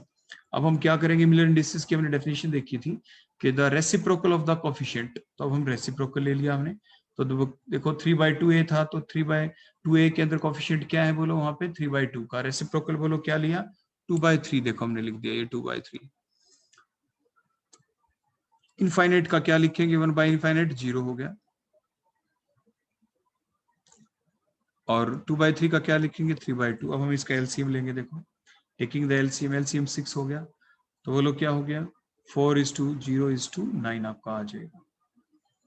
तो बोलो आपका क्या आ गया, इंटीग्रल वैल्यू 409। तो इसको स्क्वायर ब्रैकेट आपकी स्मॉल ब्रैकेट में लिख दें, इसमें लिख देंगे बोलो इन द स्मॉल ब्रैकेट, ये ध्यान रखें आप इसको लिखेंगे ब्रैकेट के अंदर। तो so the Miller indices of the given face are 409, बोलो कितना आ गया, 409 इज द आंसर। तो सिंपल आपने क्या देखा, इस टाइप के जब न्यूमेरिकल आए तो जो भी इंटरसेप्ट दे रखे हो तो आप पहले लिख देंगे गिवन में intercept of the given plane are, फिर उसके बाद आप क्या करेंगे, take the reciprocal of the intercept, हमने इंटरसेप्ट का रेसिप्रोकल ले लिया। उसके बाद टेक द एलसीएम, एलसीएम ले लो और उसको सिंपल इंटीग्रल वैल्यू में कन्वर्ट कर लें। तो जो भी सिंपल इंटीग्रल वैल्यू आती है उसको आप एक्स वाई जेड एक्सिस के अलोंग, तो आप उसको लिख देंगे स्मॉल ब्रैकेट, जैसे 409 in small bracket, these are the Miller indices of the given face. Next question देखिए अब आप, a face makes intercept 3a, 4b, 1/5c along the xy and the z axis, so what are the Miller indices of the face? उसी type से आप क्या करेंगे, आपके जो इंटरसेप्ट यूनिट प्लेन के वो तो आप हमेशा जानते हैं 1a 1b 1c होता है, ये बार बार आपको इसलिए लिख रहे ताकि आपको ध्यान रहे कि यूनिट प्लेन होता क्या है। गिवन इंटरसेप्ट क्या है, 3a 4b 1/5c। अब मिलर इंडिसेस को कैसे रिप्रेजेंट करेंगे, दो तरीके हमने बताए थे कि यूनिट प्लेन को किससे डिवाइड कर दें, गिवन प्लेन के इंटरसेप्ट से, divide the intercept of the given plane with the intercept of the given plane, उससे ए से ए, बी से बी, सी से सी, देखो कट जाएगा, रह क्या जाएगा 1/3 इज टू 1/4 इज टू 5/1, क्योंकि हमने रेसिप्रोकल ले लिया इनका। अब इसका एलसीएम ले लेंगे हम, तो एलसीएम 12 आ गया, तो उसके बाद 4:3:60, तो स्मॉल ब्रैकेट के अंदर हम इसको लिख देंगे, ये क्या बन गया बोलो, मिलर इंडिसेस। अब देखो नेक्स्ट क्वेश्चन देखते हैं, a crystal plane makes the intercept 1/4a 2/3b 2c along the xy and the z axis, what are the Miller indices? देखो उसी टाइप से आप क्या करेंगे, intercept of the unit plane are abc, intercept of the given plane are 1/4a 2/3b and the 2c. Now the Miller indices can be expressed by taking the ratio of the intercept of the unit plane to the intercept of the given plane. Unit plane को किससे divide कर दें? Intercept plane से, या आप इसका reciprocal भी कह सकते हैं। तो क्या बन गया? 1/4 का 4/1, 2/3 का 3/2, 2 का 1/2। अब इसका एलसीएम लेंगे आप तो 831। तो ये आपके क्या आगे बोलो? Miller indices. तो इस टाइप से एग्जाम में न्यूमेरिकल आना होता है 2 मार्क्स और 3 मार्क्स। नेक्स्ट न्यूमेरिकल देखें। A crystal plane makes the intercept 2a, 2b and the 3c on the x, y and the z axis respectively. So what are the Miller indices? तो उसी type से आप similarly intercept of the unit plane are assumed as 1a, 1b and the 1c. Intercept of the given plane are 2a, 2b and the 3c. The Miller indices can be expressed as, आप ratio ले लेते हैं intercept of the unit plane और intercept of the given plane की, या reciprocal आप कह सकते हैं। बोलो रेसिप्रोकल क्या हुआ? 2a का 1/2 लिया हमने, 2b के अंदर 7/2 और 3c के अंदर 7/3। टेक द एलसीएम 6 एलसीएम और उसके बाद 332 इज द आंसर। इसलिए जो मिलर इंडिसेस बोलो क्या आ गया आपके? 332। उसके स्मॉल ब्रैकेट में आप इसको लिख देंगे। नेक्स्ट हमारा पॉइंट आता है intercept of the crystal faces. ये कई बार डेफिनेशन आ जाती है इसके बारे में, तो उससे पहले हमें ध्यान रखना पड़ता है crystal face which are intersecting along all the 3 axes, उसे आप क्या कहते हैं? उसे यूनिट फेस कहते हैं। तो how will you define the unit face? The largest crystal face, सबसे बड़ा क्रिस्टल फेस कौन सा होता है? आपसे ये भी पूछ ले तो सबसे बड़ा क्रिस्टल फेस वही होता है which intersect along all the 3 axes. So the largest crystal face that intersect along all the 3 crystallographic axes is called the unit plane. आप उसे क्या कहते हैं? उसे आप यूनिट प्लेन कह देते हैं। The crystal face having the VS parameter 111 and the Miller indices can be shown as 111. इनका क्यों आया? देखो VS पैरामीटर दे रखे हैं, मतलब ये इंटरसेप्ट दे रखे हैं of the given plane 111 intercept है ये आपके। इनको किस में कन्वर्ट करना है बोलो? मिलर इंडिसेस में। अभी आपको ऊपर सिखाया गया था, वो आप पहले ही न्यूमेरिकल के अंदर सीख चुके हैं, वो आंसर 111 ही आएगा। देखो कैसे रिप्रेजेंट करते हैं, ये पेपर में आपके क्वेश्चन आ सकता है कि VS पैरामीटर दे दिया। VS पैरामीटर क्या है? 111। तो VS पैरामीटर को देखते हुए ही ये डायग्राम ड्रा किया जाता है क्रिस्टल फेस का। तो 3 एक्सिस लिए x y z, हर एक पे हमने वैल्यू लिख दी 1 2 3 4 1 2 3 4 एंड सो ऑन। तो आप देखें जो 3 वैल्यू है 1 1 1, फर्स्ट जो 1 है वो रिप्रेजेंट x एक्सिस को करता है, दूसरा y और तीसरा z। x y और z एक्सिस के अलोंग a b c की वैल्यू क्या है? 1 1 और 1। तो x एक्सिस के अलोंग देखो 1 और 1 को हमने मैच कर दिया, हो गया ना 1। अब z एक्सिस के अलोंग भी 1 है, देखो 1 के साथ फिर मिला दो, तो ये क्या बन गया? That is the diagram of the crystal face having the VS parameter 111 111। तो इस टाइप से आपको ड्रा करना होता है। नेक्स्ट हम लेते हैं crystal face intersecting 2 of the axis. The crystal face having the VS parameter, देखो 1 1 इंफिनिटी। इसका मतलब क्या है? पहला क्या होता है? x, मतलब a की वैल्यू 1, b की वैल्यू 1 और along the z axis c की वैल्यू क्या है? वो कट ही नहीं किया टू द इंफिनिटी, इसलिए 1 1 इंफिनिटी लिखा है। तो देखो कैसे रिप्रेजेंट करेंगे, वो x y z हमने लिया, बोलो x और y एक्सिस के ऊपर a और b की वैल्यू बोलो क्या? 1 और 1। देखो 1 और 1 को हमने मिला दिया। उसके बाद z एक्सिस के ऊपर ये कहाँ पे कट करेंगे? कहीं पे भी नहीं करेंगे। x और y एक्सिस से जो लाइन आएगी z एक्सिस के ऊपर कहाँ मीट करे? कहीं पे भी नहीं करेंगे। देखो पैरेलल, x एक्सिस से भी पैरेलल, y एक्सिस से भी पैरेलल, ये पैरेलल चलती चली जाएगी कहीं तक भी, तो हम ड्रा करेंगे नहीं, तो इसलिए हमने इनको मैच कर दिया आगे, सिर्फ किनको? x और y वाले पॉइंट को। Otherwise these line move towards the infinity. तो ये डायग्राम बोलो किसका बन गया? Crystal face having the VS parameter 1 1 infinity, या the crystal face having the Miller indices 1 1 0। देखो 1 1 इंफिनिटी दे रखा है, मतलब 1a 1b and along the z axis वो लाइन पैरेलल जाती है, उसको कट नहीं करती, इसलिए इंफिनिटी हमने लिख रखा है। तो सबसे पहले हम उसको किस में ड्रा कन्वर्ट करते हैं बोलो? मिलर इंडिसेस में। कोई आपसे ये पूछे कि क्रिस्टल फेस डायग्राम ड्रा करें for the VS parameter 1 1 infinity कह दो या मिलर इंडिसेस 1 1 0 कह दो, मतलब एक ही है। ये डायग्राम आपको ड्रा करना है। Next one is the crystal face intersecting one of the axis. एक ही एक्सिस के ऊपर इंटरसेक्ट करें, बचे दो एक्सिस को इंटरसेक्ट ना करें, मींस वो पैरेलल लाइन है, तो क्रिस्टल फेस क्या बन गया, 1 इंफिनिटी इंफिनिटी। किसी भी एक को आप, किसी भी दो को आपको इंफिनिटी मानना था, जरूरी नहीं आपको हमेशा 1 इंफिनिटी इंफिनिटी लेना, आप ऐसा भी ले सकते हैं इंफिनिटी 1 इंफिनिटी या इंफिनिटी इंफिनिटी 1, मतलब जेड एक्सिस के ऊपर उसकी वैल्यू 1 हो, ऐसा भी आप कर सकते हैं। और मिलर इंडिसेस में जब इसको कन्वर्ट करेंगे, ये एक न्यूमेरिकल है जो पीछे कई न्यूमेरिकल हमने सिखाए थे।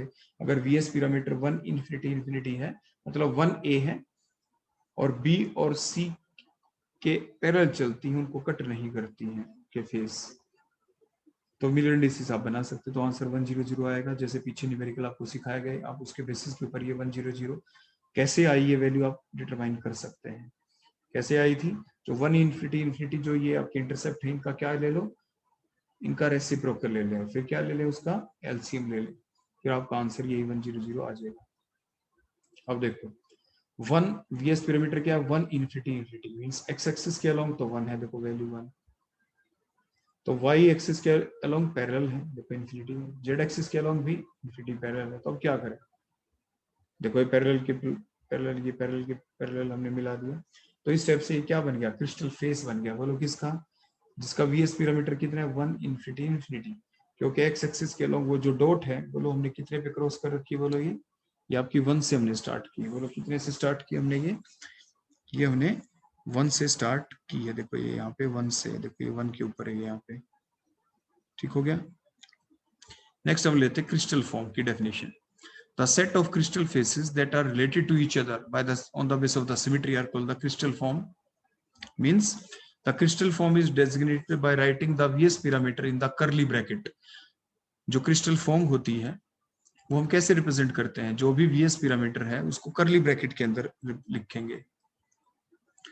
And the notation which is used to designate the crystal form is called the form symbol. और ये जो आपने curly bracket के अंदर HK लिख दिया, ये form symbol है, बोलो क्या है, there is a form symbol. ये जो ये notation है which is used to designate the crystal form is called the form symbol. अब देखो कैसे, the crystal form for the form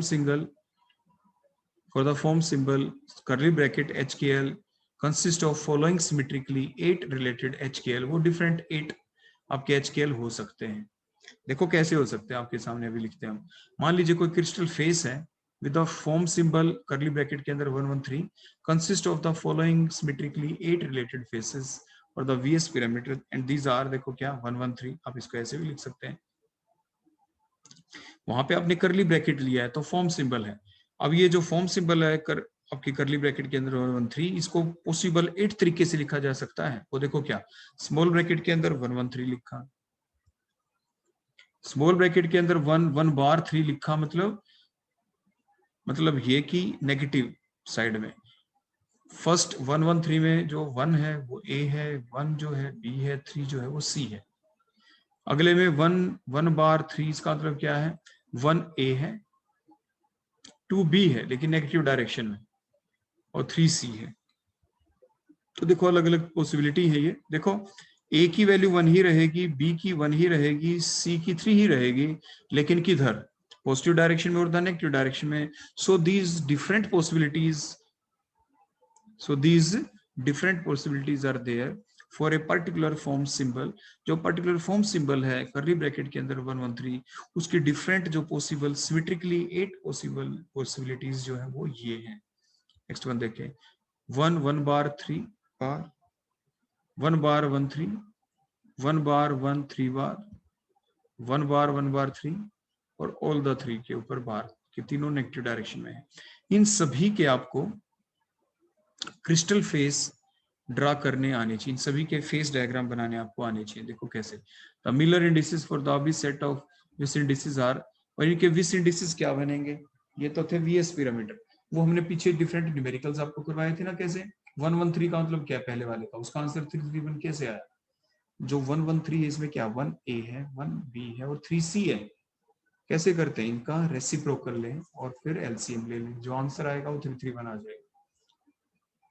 similarly 1 बार 3 का क्या आएगा, 3 बार 1, उस ये न्यूमेरिकल लगा के चले आप। 1 बार का क्या आएगा, 3 1 बार, 1 बार 3 बार का क्या आएगा, 3 बार 1 बार, ये न्यूमेरिकल है अपने आप में, हम आपको पहले बता दें, जो पीछे हमने 5-6 न्यूमेरिकल आपको करवाए थे, वहां के उसी बेसिस पे आप अपनी प्रैक्टिस करें, आपका आंसर आ जाएगा। 1 बार 1 3 का क्या आएगा? 3 बार 3 1। 1 बार 1 3 बार का क्या आएगा? 3 बार 3 1 बार। 1 बार 1 बार 3 का क्या आया? दिस इंडिसेस क्या है? 3 बार 3 बार 1। और अगर वीएस पिरामीटर 1 बार 3 बार हो तो उसके वीएस इंडिसेस क्या आएंगे? 3 बार 1।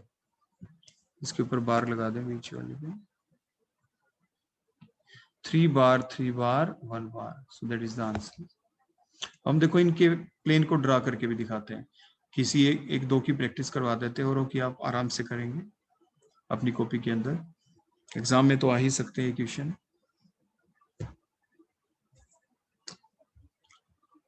देखो फर्स्ट केस, ये हम किसके लिए बता रहे हैं? 1 1 3। देखो इस पहले के लिए जो आपका बोलो क्या है, वीएस पिरामीटर बोलो कितना है? 1 1 3। एग्जाम में आ जाए कि जो वीएस पिरामीटर 1 1 3 उसके लिए क्रिस्टल फेस बनाए, तो देखो आप इस टाइप से बना देते हैं। कैसे?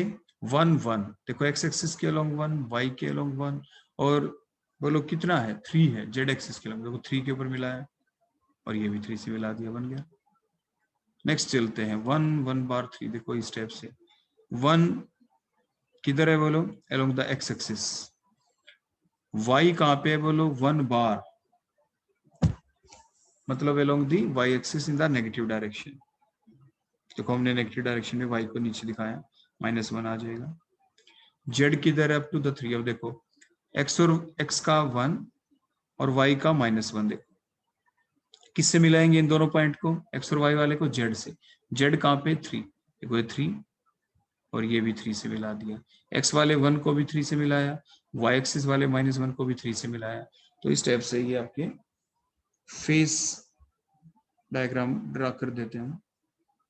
एक और लेते हैं, चलो 1 1 3 बार। इसमें देखो 1 1 3 बार जो थर्ड वन है हमारा, देखो ये वाला लेते हैं हम, इसको ले रहे हैं हम।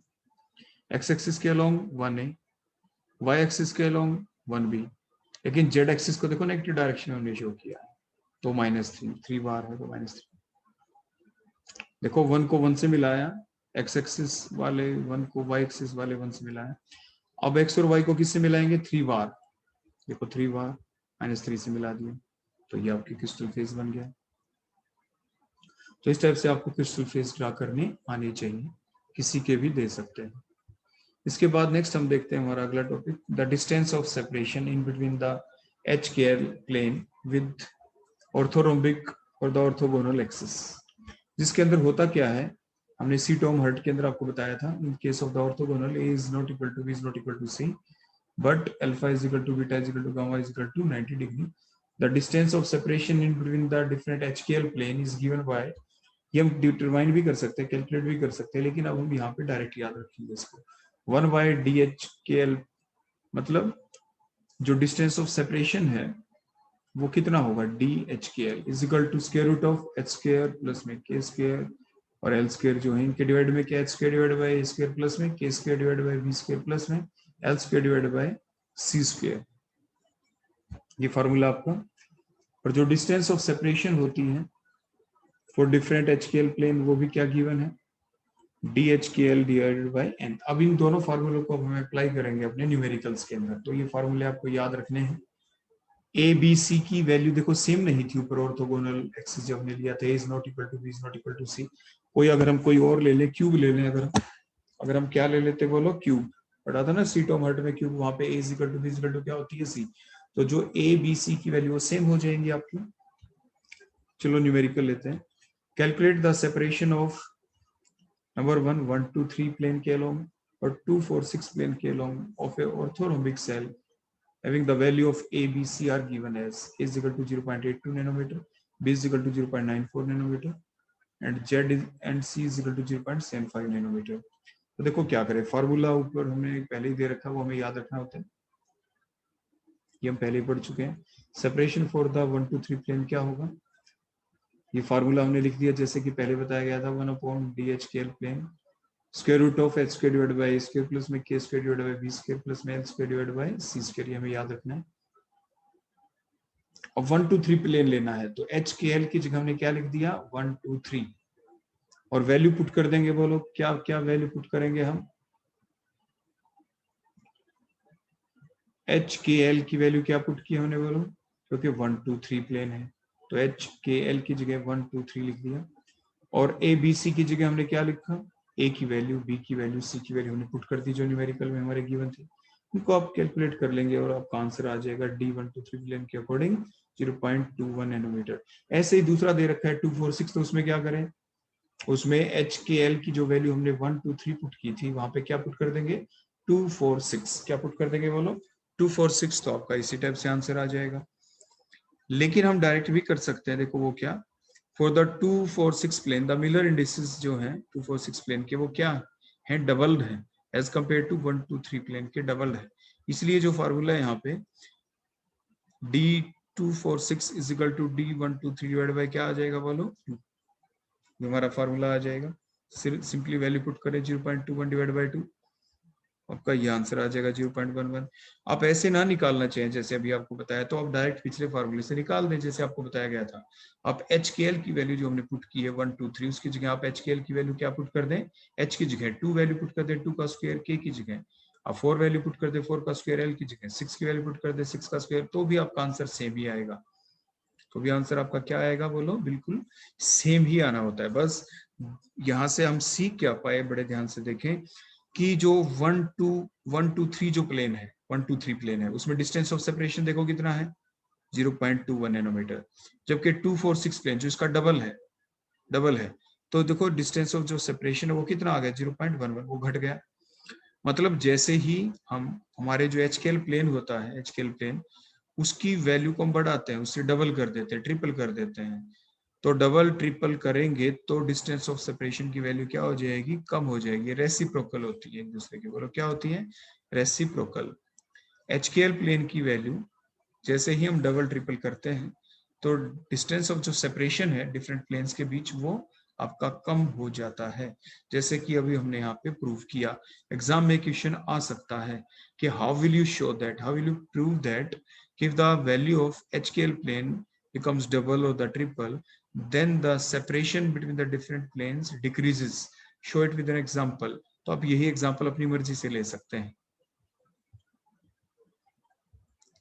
इसके बाद नेक्स्ट हम लेते हैं अपना अगला न्यूमेरिकल। देखो जो वैल्यू हमने यहाँ पे लिख के छोड़ दी कैसे आएंगी वो भी हम आपको बताने वाले हैं। देखो क्वेश्चन हमारा, calculate the ratio of interplanar distance in between. देखो ये डिफरेंट आपके 3 क्वेश्चंस हैं। देखो कैसे कैलकुलेट करेंगे। क्यूबिक यूनिट सेल हमारी गिवन है। क्या बोलो, हर केस में क्यूबिक यूनिट सेल है, सिंपल क्यूबिक या फेस सेंटर्ड क्यूबिक या body centred cubic. Means in all the 3 cases, A is equal to B is equal to C and alpha is equal to beta is equal to gamma is equal to 90. So इसलिए distance of separation अगर हम निकालेंगे, देखो इस फार्मूले से जो भी हमने क्रैम किया था पीछे, 1/d HKL plane is equal to square root of h square divided by a square plus में k square divided by b square plus में l square divided by c square, जो ये था।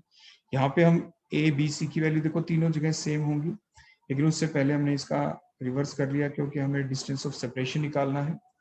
तो डी एच के एल क्या आ जाएगा? देखो हमने रिवर्स करके लिख दिया। उसके बाद हमने a is equal to b is equal to c, तीनों को a मान लिया क्योंकि all the 3 values are same, length breadth height तीनों सेम है। तो आपका ये फाइनल फार्मूला आ गया। अब हम कैलकुलेट करते हैं अपने 3 क्वेश्चंस को। देखो इनके बीच रेशियो देखनी है हमें। D100 distance of separation of HKL plane क्या है 100, अगले में HKL प्लेन क्या है 110, नेक्स्ट में क्या है HKL प्लेन 111। तो देखो अब हम वैल्यू पुट कर दी। D100 में क्या आया, H की वैल्यू क्या पुट कर दी? बोलो हमने 1 क्या पुट कर दी हमारे। देखो इस फार्मूले में जो फार्मूला नंबर देखो, ये जो 3 था हमारा, देखो ये वाला जो फार्मूला इसके अंदर हम पुट कर रहे हैं।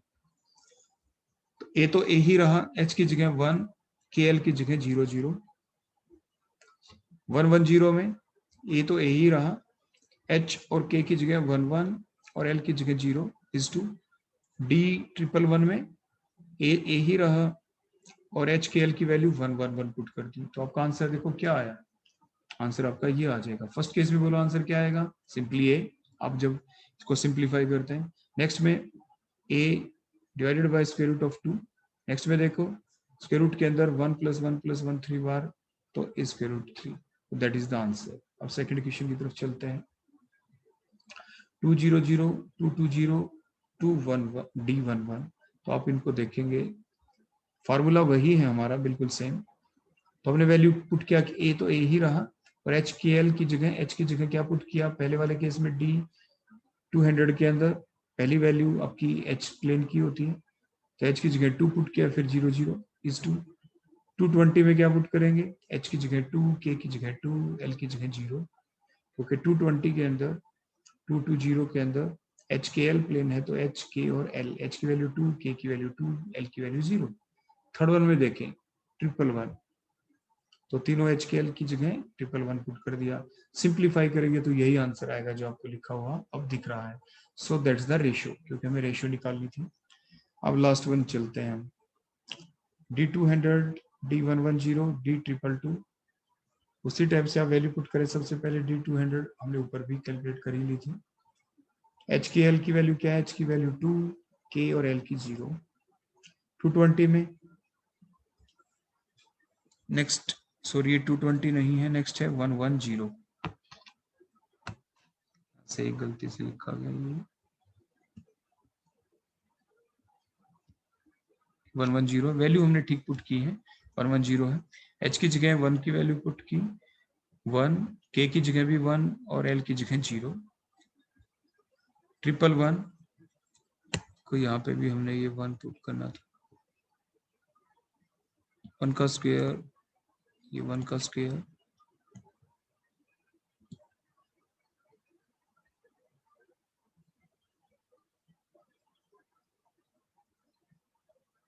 सॉरी लास्ट वाले में तो 220 ही था।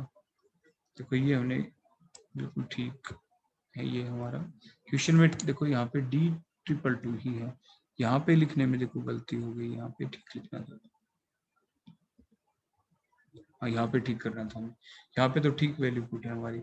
2 का h की जगह 2 वैल्यू पुट की, k की जगह 2 और l की जगह भी 2 वैल्यू हमने पुट की है।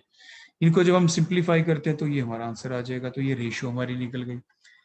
तो इस टाइप से ये बड़े सिंपल से क्वेश्चन आपसे पूछे जाते हैं, फार्मूला आपको याद रखना होगा। So thank you. So that about the different type of laws, the Steno's law, the law of symmetry and the law of Hauy's law of rational indices, और जिसके बेसिस के ऊपर आपने डिफरेंट टाइप के काफी सारे न्यूमेरिकल्स देखे, तो आपके डिफरेंट तरीके से क्वेश्चन पूछे जा सकते हैं। सारे पॉसिबल क्वेश्चन आपको बताए जा चुके हैं, उसी तरीके से आप इनको ध्यान रखें। Thank you.